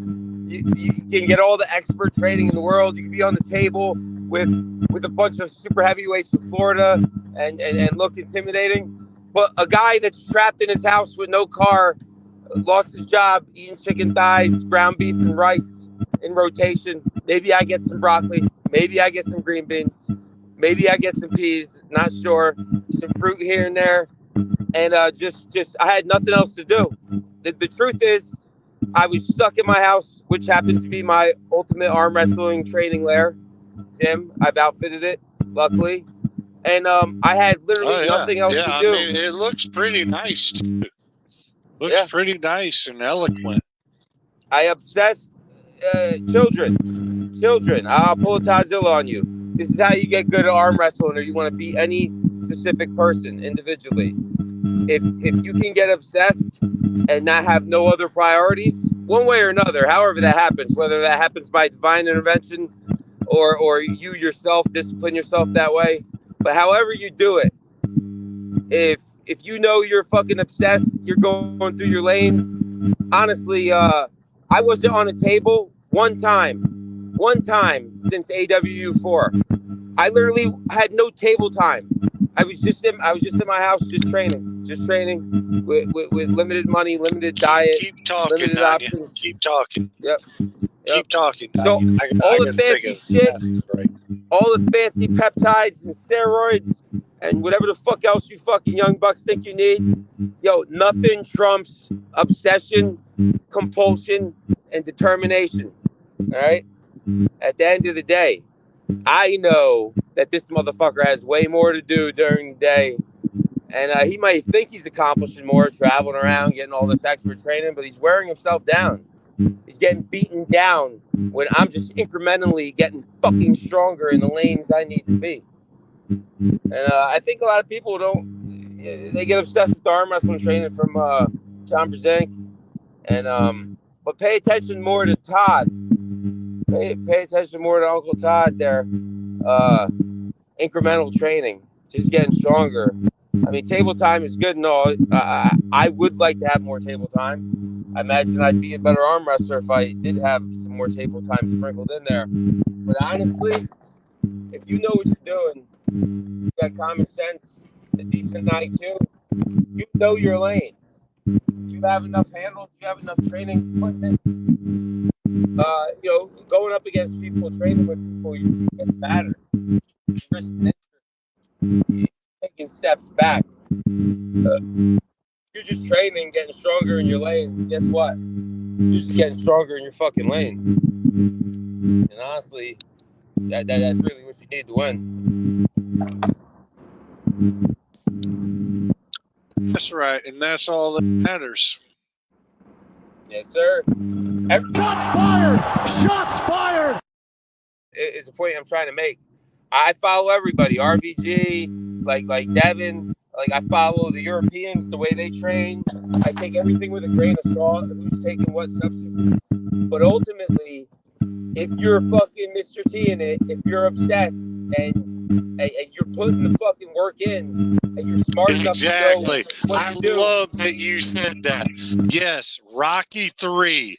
Yes, Mr. T. Clubber Lang. Yep. Yes, if you are Clubber Lang and Rocky is fucking, he's so sucked up in the fame and the fortune and being the champion and everything, do not forget about them hungry wolves that are looking to take your fucking spot. Paul Italia's you were so right there. Paul Italia's leaning off the hot tub, getting his balls licked, eating a steak dinner. I'm over here shoveling down my dry ass chicken thighs, fucking hot sauce, fucking rice. Oh, I trained 4 hours today? Well, wait a minute. I got a whole lower half of my body I can train. And I can do that and I can do this. People make excuses. Like, once you start realizing, how do I train and get as many body parts in the week and do that economically and keep making gains? That's really where you see it. Because weak points, too, in the chain, dude. So many arm wrestlers, they do all these gay-ass arm wrestling lifts, like with these short ROMs. Yo, bruh, if you're not fucking moving... Yes, yeah, when you're following those Devin Larratt lifts and everything, that is so fucking stupid, in my opinion. Let me tell you... You are so fucking in the wrong direction. Harley, you know what's funny? You're better off than doing these specific lifts and these failure lifts. These everyone's trying to get a fucking PR. Listen, if you just did regular functional workouts to have your whole body strong and connected, you would be better off in arm wrestling than if you just single out these fucking workouts. Because what you're doing is you're leaving a whole body and a whole chain, your core, your hip flexors, your fucking glutes, your posterior chain. Yeah, dude, I'm a big person on table time. I follow the John Brzenk wisdom.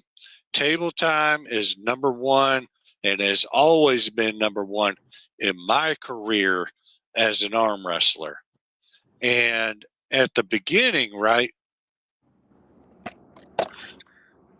there, and I've said that Backman at least once that she's received, but to the viewers watching who will watch this, when I started arm wrestling, I mean, I had so much video footage I had seen up to this point until September of 2022 when I finally tipped my hat into the sport and then went on Arm Bet and then found the one and only Blake Moore on Arm Bet and then got connected with the Middle Georgia Pullers in Bon Air, Georgia, right? My workout gym wise for the, I want to say around 6 months, right?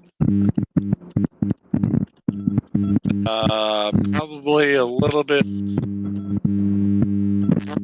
on Sarah Backman's over 2-year-old video on YouTube. She no longer has access to this account because it got hacked or whatever, but it's an over 2-year-old video of her doing explicitly top rope exercises, right? Then in between there, early in the game, I had bought me some arm handles for each hand. And this I bought them off Amazon. But whenever I get on a pulley, it's like I'm pulling a hand, right? So I wanted to emulate that as much as possible. But I've not been in the gym since, man, I want to say to like early August, basically, which was when Blake died last year. I have not been back into the gym. And I wasn't regularly into the gym either, just like after April of last year. I mean, I was no longer in the gym. I was doing just over the, that was it, over the table, once a week, over the table.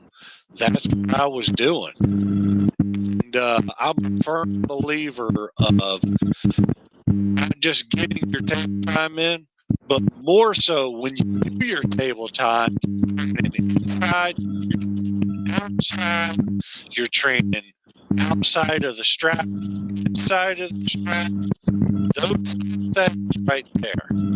You know, with me, when Mike was still alive, he really instilled into me, and I with this day, most, if not every, agree with me. You have to learn fast. You can't only because then you gotta go the horse, right? That was what for better. That's my story. Yeah. You're totally totally different, obviously, brother. You're a totally different animal, and I mean, said more in a previous episode. Hey, Harlan, some of us need the light. Some of us need the light, and other people to sharpen their swords. Some people just sharpen their swords on a fucking old school whetstone in the dark by themselves, most proficiently. Want to know who else is like that? Bruce the Alexis, and he was at AW, and I met this gentleman, very small guy, and I hear, and I didn't do this, but I'm going to do this now because I told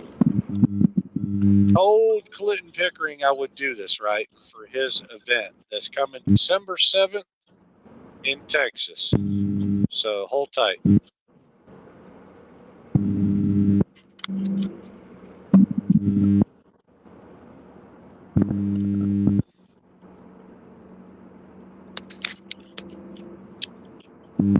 If I got my numbers right all together, even with the 3-on-3 thing that he's doing, there's 18 matches all together here. that are being shown. But Mighty Alexis, right? This cat,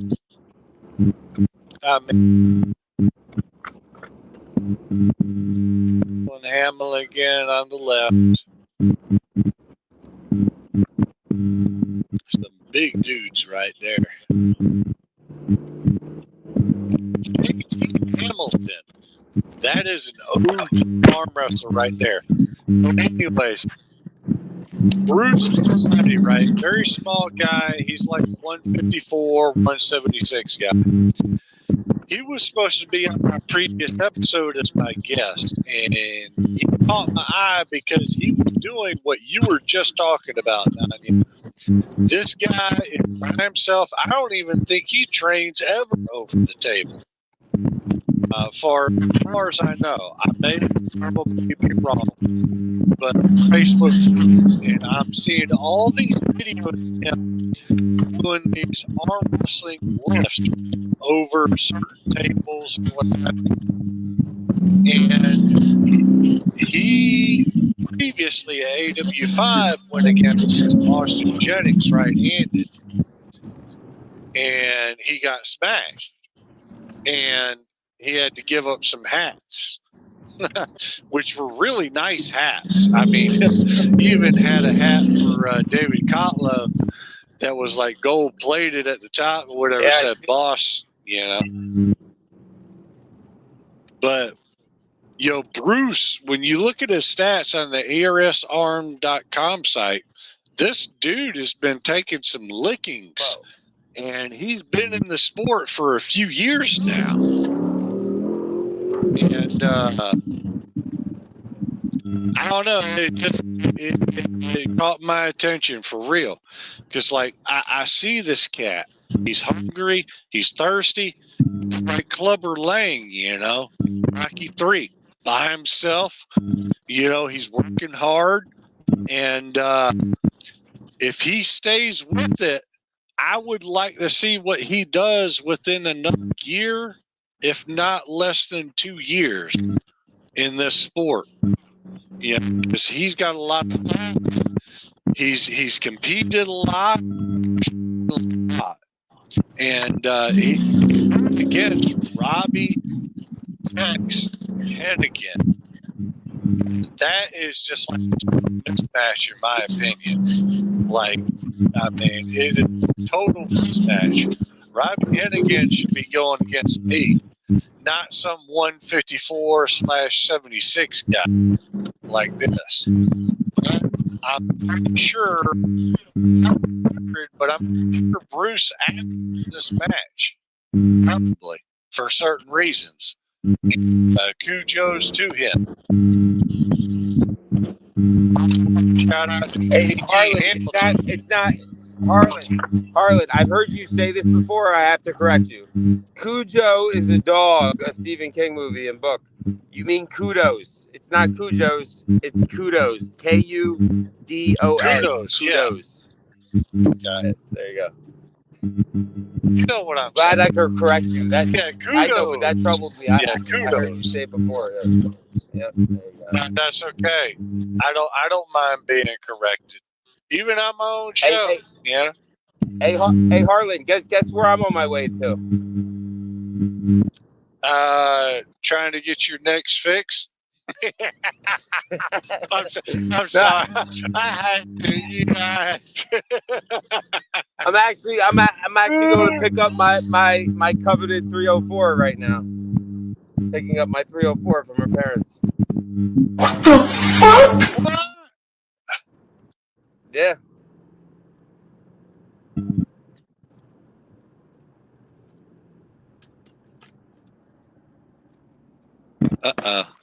This shit froze up a little bit. Yeah, I'm traveling through God's country, bro. Traveling through God's country. All right. Hey, go and get her.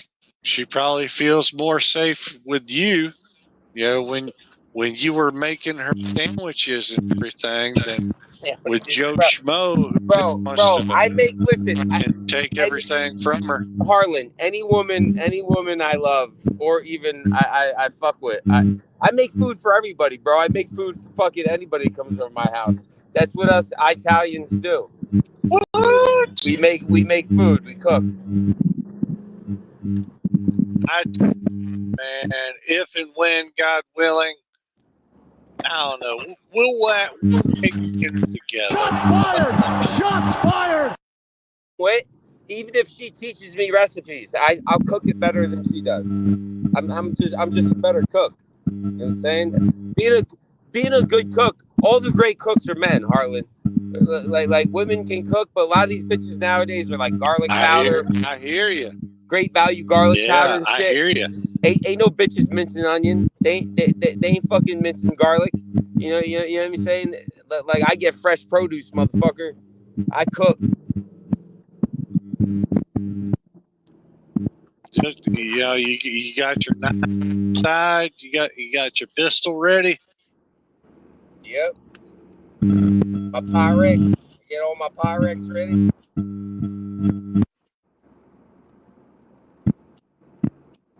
I gotta say, man, you're a better man than I am because I mean, fucking bitch is hungry. She wants a sandwich, or whatever. Yeah, she making that sandwich for herself.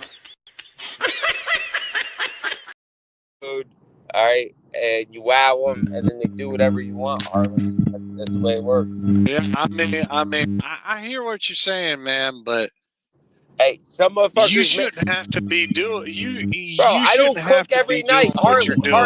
Harlan, I'm not the designated cook. I'm not cooking every night. I cook when I want to cook. Yeah, I don't know, bro. When the dishes call for it, there's certain dishes. Listen, there's certain dishes where I know you ain't gonna make it right. I'd rather just do it myself. You know the saying: if you want something done right, you do it yourself, right? Yeah, exactly. Like, if you want something, do it yourself. But listen, I don't have women around to cook for me. Like that's not my thing. I have them around for other reasons, Harlan. I can cook and feed myself, and I can feed them. Like that's not a problem. Like I guess most dudes, that's like an important thing. You know, me, I'd rather have other things lined up. Serious question, Nanya. Yes. How much has that OnlyFans been making? Bro, I'm not on OnlyFans. I told you.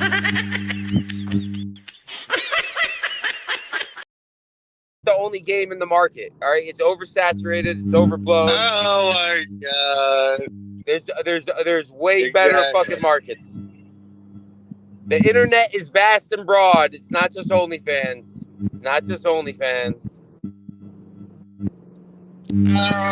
Look at here. We got Sir Yak Toast, the Canadian bitch, chiming in. About time, bro. Who are these bums? I did not match another match. I don't know who that guy is. I don't know. I'm not aware who that guy is. Why couldn't Nanya come up with $500? Uh-oh. $500 for what? Uh-oh. $500 for what? He obviously knows something you don't even know. I don't know. I got $500. Yeah. So. Yes, AEW was really looking forward to you, man. Bruh. If he's trying to insinuate why I couldn't get I already had my plane tickets and hotels booked. I canceled them with other people coming. BSA involved. The truth is, Davey Kotlau dropped the ball. Peter. He said they're $500. Hold on. God damn it! All right, there we go. For Peter, right there. There was no money bet on the match at all. First of all, also, it wasn't about the money. I canceled because I had other shit going on, and I couldn't make the match. I couldn't drive the 6 hours to fucking damn near Canada.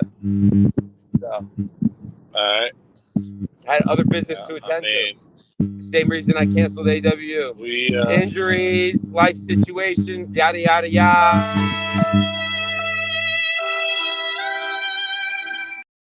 76 Pro tournament. That's where you'll see me again, getting fucking gold.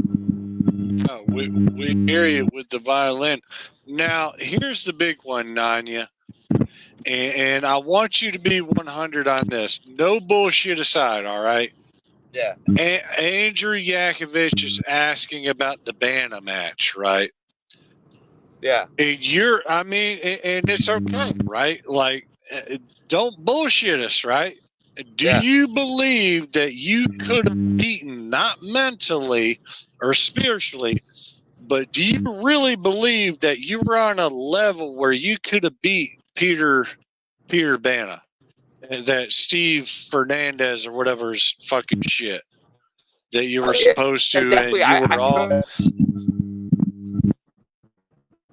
Yeah, I could have. I mean, could have. But I had too many anomalies on still since the reason I canceled for AW and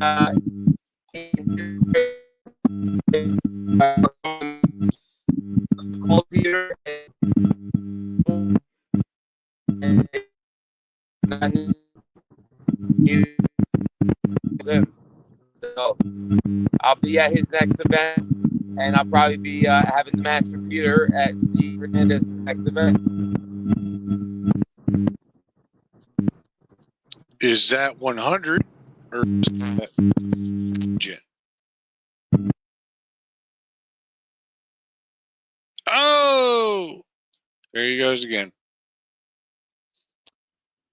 All right, Andrew. Yeah. I bet. When is Harlan and Pickering rematch? Well, I mean, I gotta tell you, Andrew, right now it's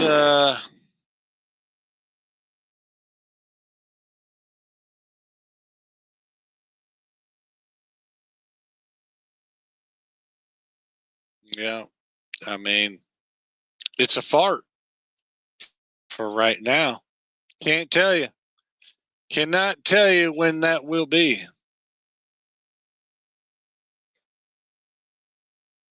Oh, Andrew. You felt my power in that hook, son. Yeah. And this is my fucked up right hand. You can't explicitly see it, but like my fucking peaky knuckle and everything are swollen and like, I mean, yeah. But anyway, sir, yeah, you felt my power. I just wasn't able to get your ass back in that hook. So appreciate the comments there. Sir Yak Toast. Such a yak.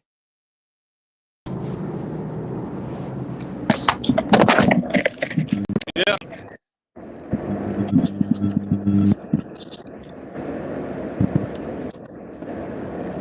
I got you, Nanya. Yo. You there? Yeah, I'm here. All right.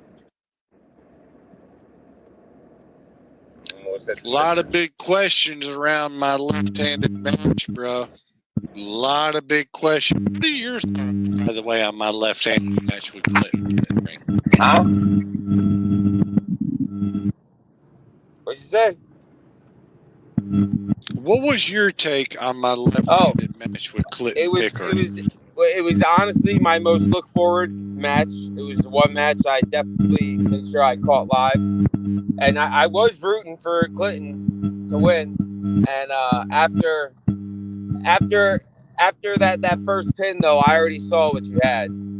I already saw what time it was.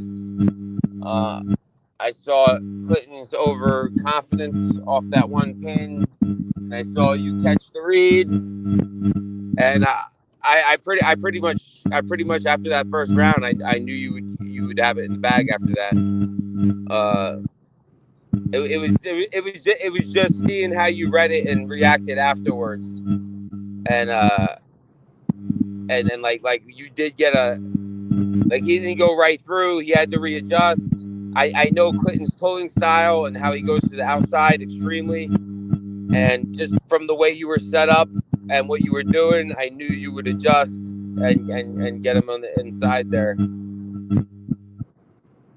How did you know that though? What I would do and everything. From seeing the way you were setting up, from watching your training, and knowing how Clinton pulls. Clinton overextends himself a lot. You were staying tight. Anybody, I'm always going to stay tight. No matter if I'm going for a top roll, I don't care what I'm doing. The last thing I want to do is open up. I don't understand when people do that. I'm not strong there. It is not the area I want to be. So I just saw you were bringing your head into your hands. You were aiming to stay tight, and I just saw from your reaction. I was like, he has something more, and all Clinton's got is the outside. Harlan's gonna stay tight, and he should get it. That's what I read. I appreciate those words, Nanya. Seriously. Yep. That's another bit of advice to all you youngsters. Stay tight. Stay tight, motherfuckers. Yes. Stay tight to that hand, just like this. Yep. Like that, right there. Like you're aggressively jerking off. Like you're aggressively jerking off the porn, sped up, and you're leaned over with your phone in your hand. That's how you want to be arm wrestling. You want to stay tight like that.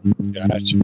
So, when is Harlan's next match? I've been saving. I have almost goddamn $140, $150 saved up right now. I'm way ahead of schedule for March 1st for Glenn Brooks Alabama State Championship Tournament, which I went to technically early, fucking February-ish. And that is what's next for the Earnhardt Harlan. All right. I have this Friday. Yakovich. Andrew Yakovich is flexing right now. He says, I have a match this Friday night. There's going to be at least 20 people watching my match. I'm famous as fuck. Oh, my God. Okay, this is where I got to stop you right here, Andrew Yakovich. Because when you go on the Arm Wrestling Uncensored page on Facebook, right, your video, your AW5 footage that was posted, courtesy, thank you, Alex Toproll, who has over 1 million followers and subscribers.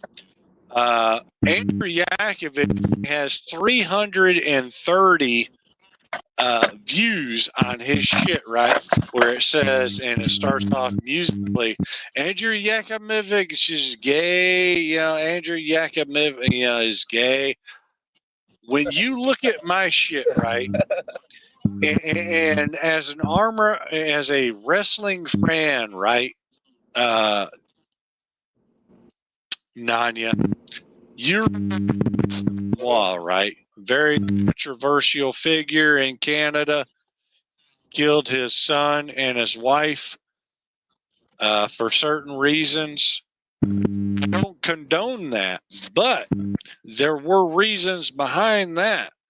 And a lot of men these days can associate with that. Because when you look at the documentaries, no, I'm talking about Chris Benoit, the crippler. Chris Benoit, the wrestler. I thought you were talking about Razor and his suicidal post. Did he kill himself? No. Fuck Razor. He was actually supposed to be on an episode before the one before this one, and he had shit to do. What I'm saying is about those Facebook posts. Did he kill himself? He sounded like he was about to kill himself. No, I mean, I think I did see that actually. I sent it to you. Yeah, I actually. Look.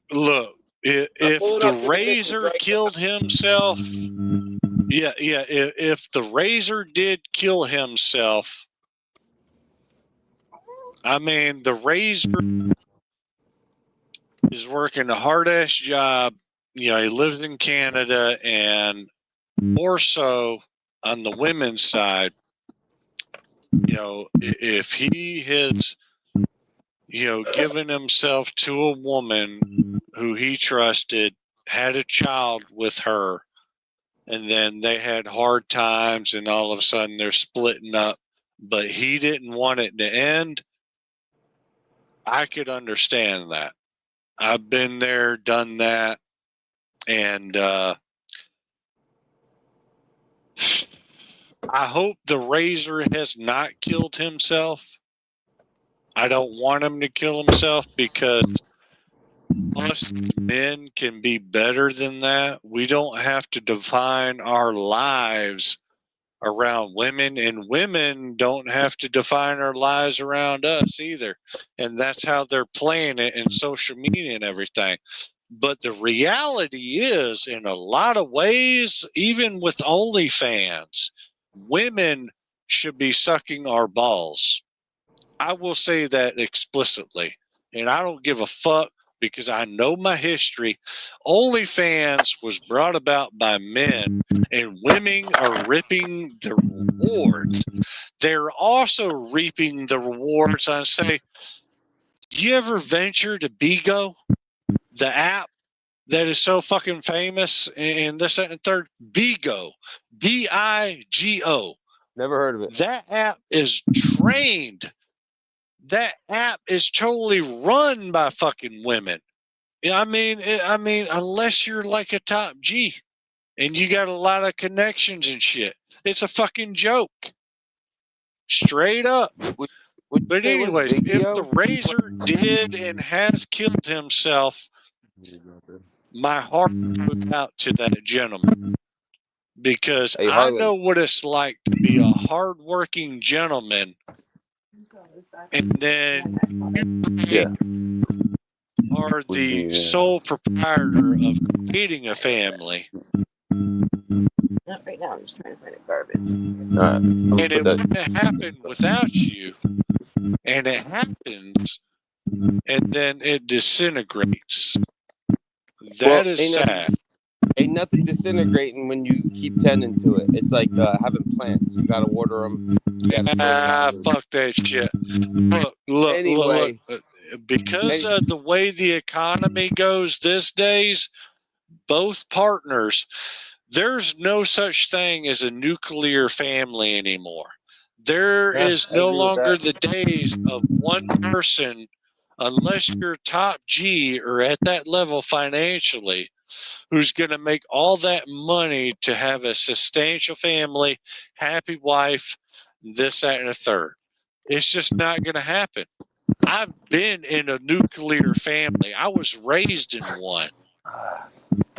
And my father make a shitload of money. Harlan, I'm about to sign off here, though. All right. Later. See you later, bro. Appreciate you, man. You did come on. Winter Blast Pro 176. Meet me there, motherfuckers. 176. Y'all heard that firsthand from Nanya. 176 Nanya. He's been losing some weight. Uh-oh. It could be just, it could just be one of those things for us,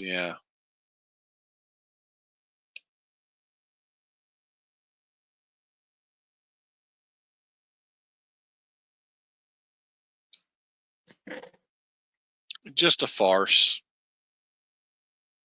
Talking shit. But y'all heard it firsthand here on the Earnhardt Experience. I want to thank everybody. Seriously, everybody. Because, I'm way over my fucking quota right now. Jesus, I had to take a piss in between this shit. But anyways, I hope y'all got, I'm so glad Jody Williams came on here. Seriously, like that that was a big one for me. Obviously, it ain't for him, but for somebody who was being outed last November of this time to a tournament that I had planned to go to in November in Orlando, Florida, because of my actions, you know,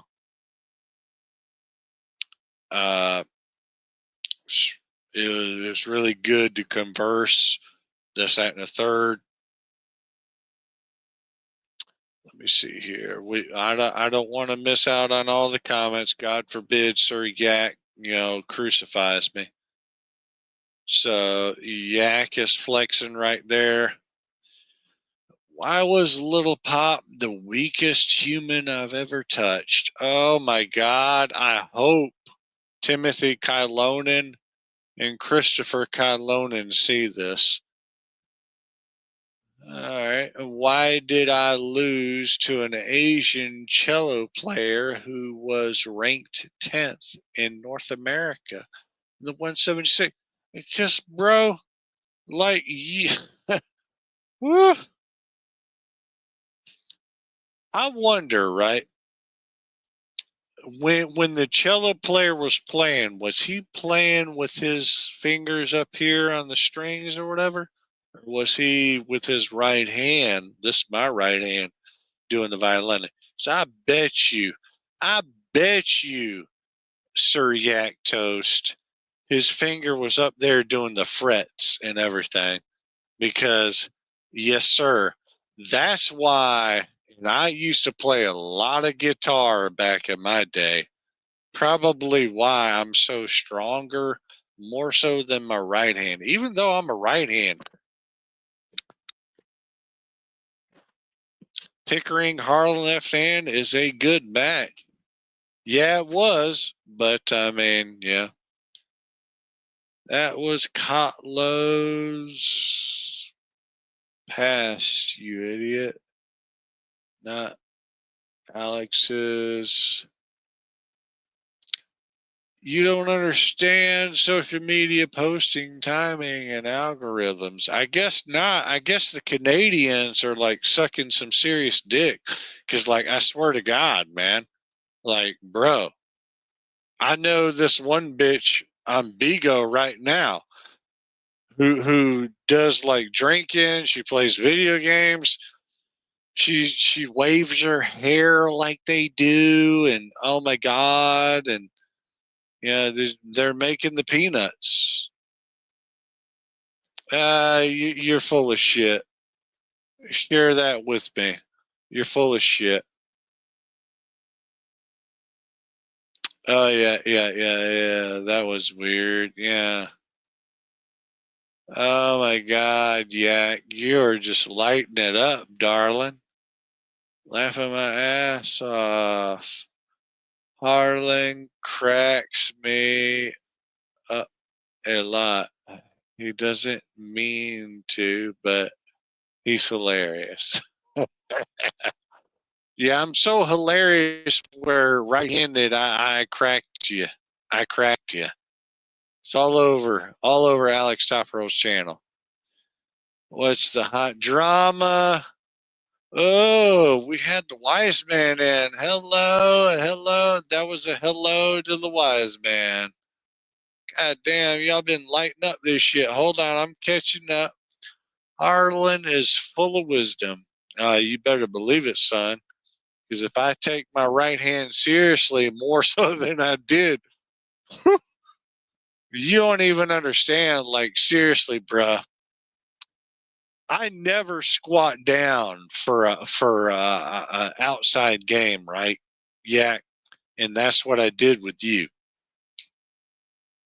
First round and probably even second round. I never do that. I was seriously thinking too much, obviously.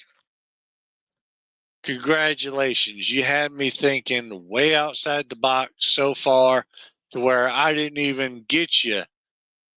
I didn't even get you where I really should have got you, which was on the inside, son. And the footage even on Alex Top Roll's channel, I'm going to make sure Alex Top Roll reaps from this because, like, for real, bro. Like, you can say and think whatever you want, but I seriously thunk way too much for your match than I did for Clinton's. And Clinton Pickering should be, like, in a corner right now crying or pitching a fucking fit. Because, like, I mean, that's the facts. And only Mac Ruiz of the Dragon's Den Arm Wrestling channel can vouch for me on that.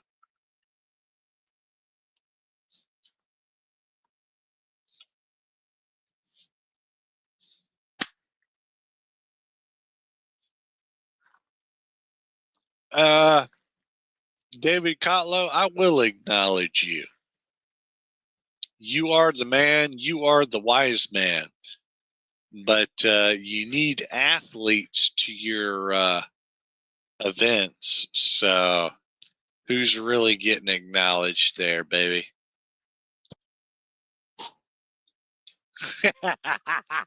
For real, who's getting really acknowledged there? And David Kotlow, I swear to God, man, I ain't gonna lie. Like you get me thinking about my mother, my father more so. Oh my God, it would have been wonderful to have me sponsored to your event on. Yeah, and you got me so cheap. You got me cheaper than probably fucking Damon Ransom. I mean, for real. I already know you did. You got me way cheaper than Damon Ransom. I'm just wondering if I could have had a second person there, because that second person there would have been my father. I mean, the shit that you ladies and gentlemen seen and have seen on this earlier episode, or no, sorry, you didn't see, but where Nanya had his father there, his father sponsored him, had the VSA and everything. I'm gonna tell you right now that shit. And hopefully Nanya doesn't get mad with me, but I don't really give a fuck. But Nanya is not like me, father-wise. Like, I love my father. I don't have daddy issues, you know. Swear to God, like, my father was a man when he needed to be a man. The only problem is when you're in a relationship, you cannot control the other party, you know. My mother stayed as long as she stayed. Then when my father, unfortunately, you know, he relapsed on alcohol. I mean, my dad seriously quit drinking and smoking, and he was like one of them OG motherfuckers who was like 9 years old and fucking started goddamn drinking, excuse me, drinking and smoking when he's before he's even fucking his preteen years, you know? I mean, for real, like some like I couldn't, excuse me, I couldn't imagine, could not imagine starting drinking and smoking or whatever before I had fucking hit like 10 years of age, you know? Could not imagine that shit. Just couldn't. My father did that, and he did all what he did. My dad had a nickname for years there in his heyday, from Florida,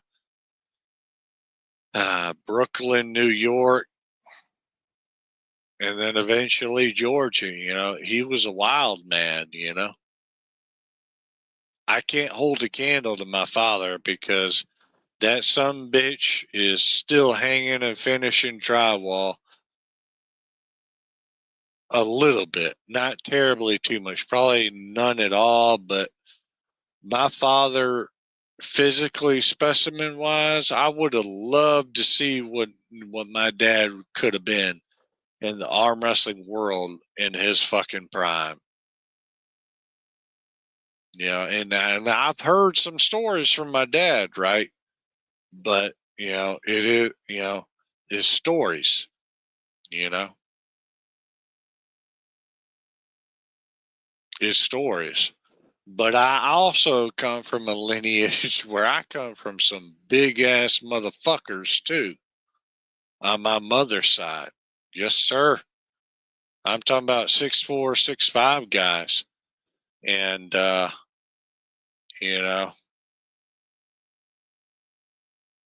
thanks to my mother and her genes, I'm not a 6-foot guy, maybe off my shoes, but I'm a 6'1" guy. And if I have the length advantage on you, I mean, it's probably not going to be a good day for you.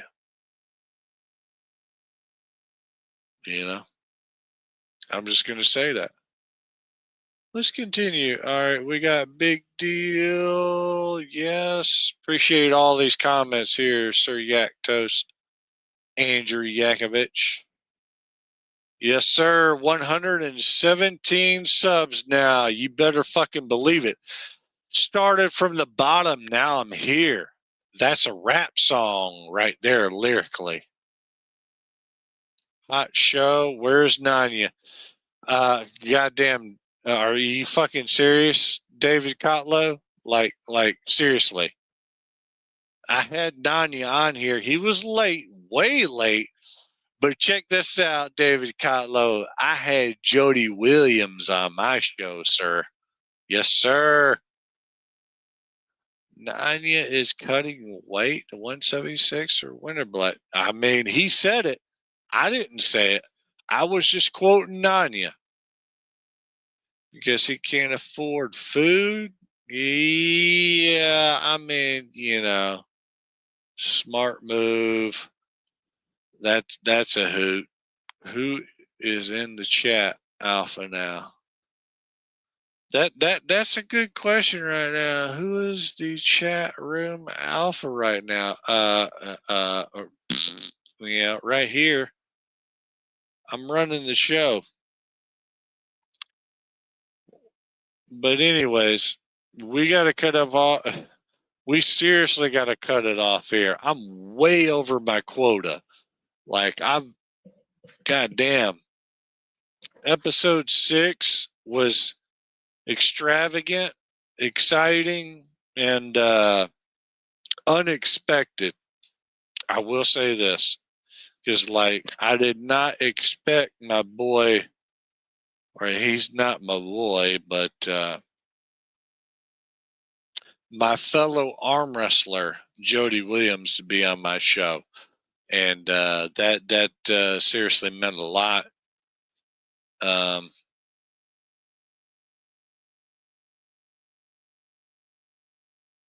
Seriously meant a lot.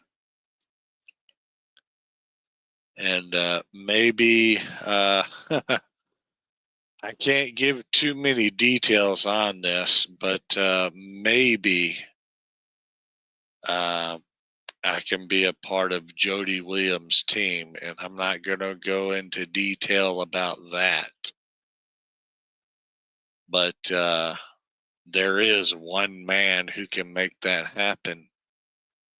And I can't say his name either because I've signed some paperwork. So, want to thank any and everybody for watching this, participating, commenting, and who will comment. Shout out to my true fans and subscribers and my haters. This is obviously a different setting. This is actually my game room. You can't see it, but I got like a 40-inch or what have you in front of me right now on the PS4. And this was a treat right here. Goddamn, we're going on 2 hours and 30 plus minutes. Goddamn. Appreciate the love, the following, the anything positive and anything negative. Just bring it. Comment wise, I don't give a fuck. Love you all. Thank you all for watching.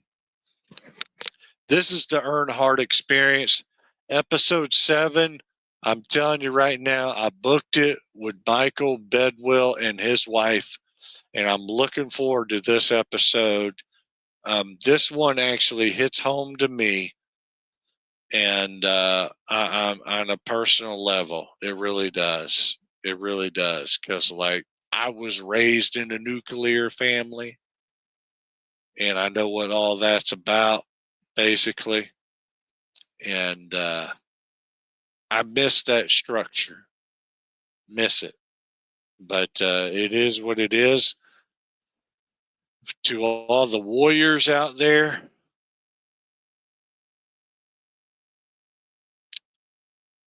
just keep grinding, doing the best you can in the situation that you're in. I mean, I've been homeless twice. I've been behind bars twice. I'm nobody from nowhere. I shouldn't even fucking be here, but I am here. What are you doing? What are you doing with your life? This is where it gets subjective, basically. You have to ask yourself, right? What matters? What do I want to do? And you have to, more so than inspiration, David Goggins is the best example of this. You have to, it has to be in you. It really has to be within you. You know, not emotionally, not spiritually. It really has to be ingrained in you to be something, to be someone, whatever caliber, you know. It really has to be inside you. Because like when you get to a certain point, then you're like, I feel like chilling out, you know, like me, like right now, like I feel like, and I have done some things in the arm wrestling community, but it's nothing to be fucking proud about or anything. For the most part, you know, I've been mostly defending myself and trying to make a name for myself. And look what happens, you know. I mean, be true to yourself. Be true to what you are. Don't be fake it till you make it. Because, you know, there may be a time period where things may change, you know, and then one day you fucking wake up and you're like, I don't feel like training today. I just, you know, fuck it. I feel like doing nothing, you know. I just feel like chilling and relaxing, doing me and whatever. So, I mean, to each his own. But ultimately, again, thank you people for watching.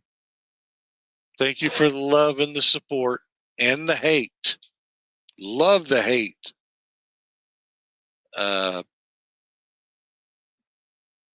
out. Appreciate y'all.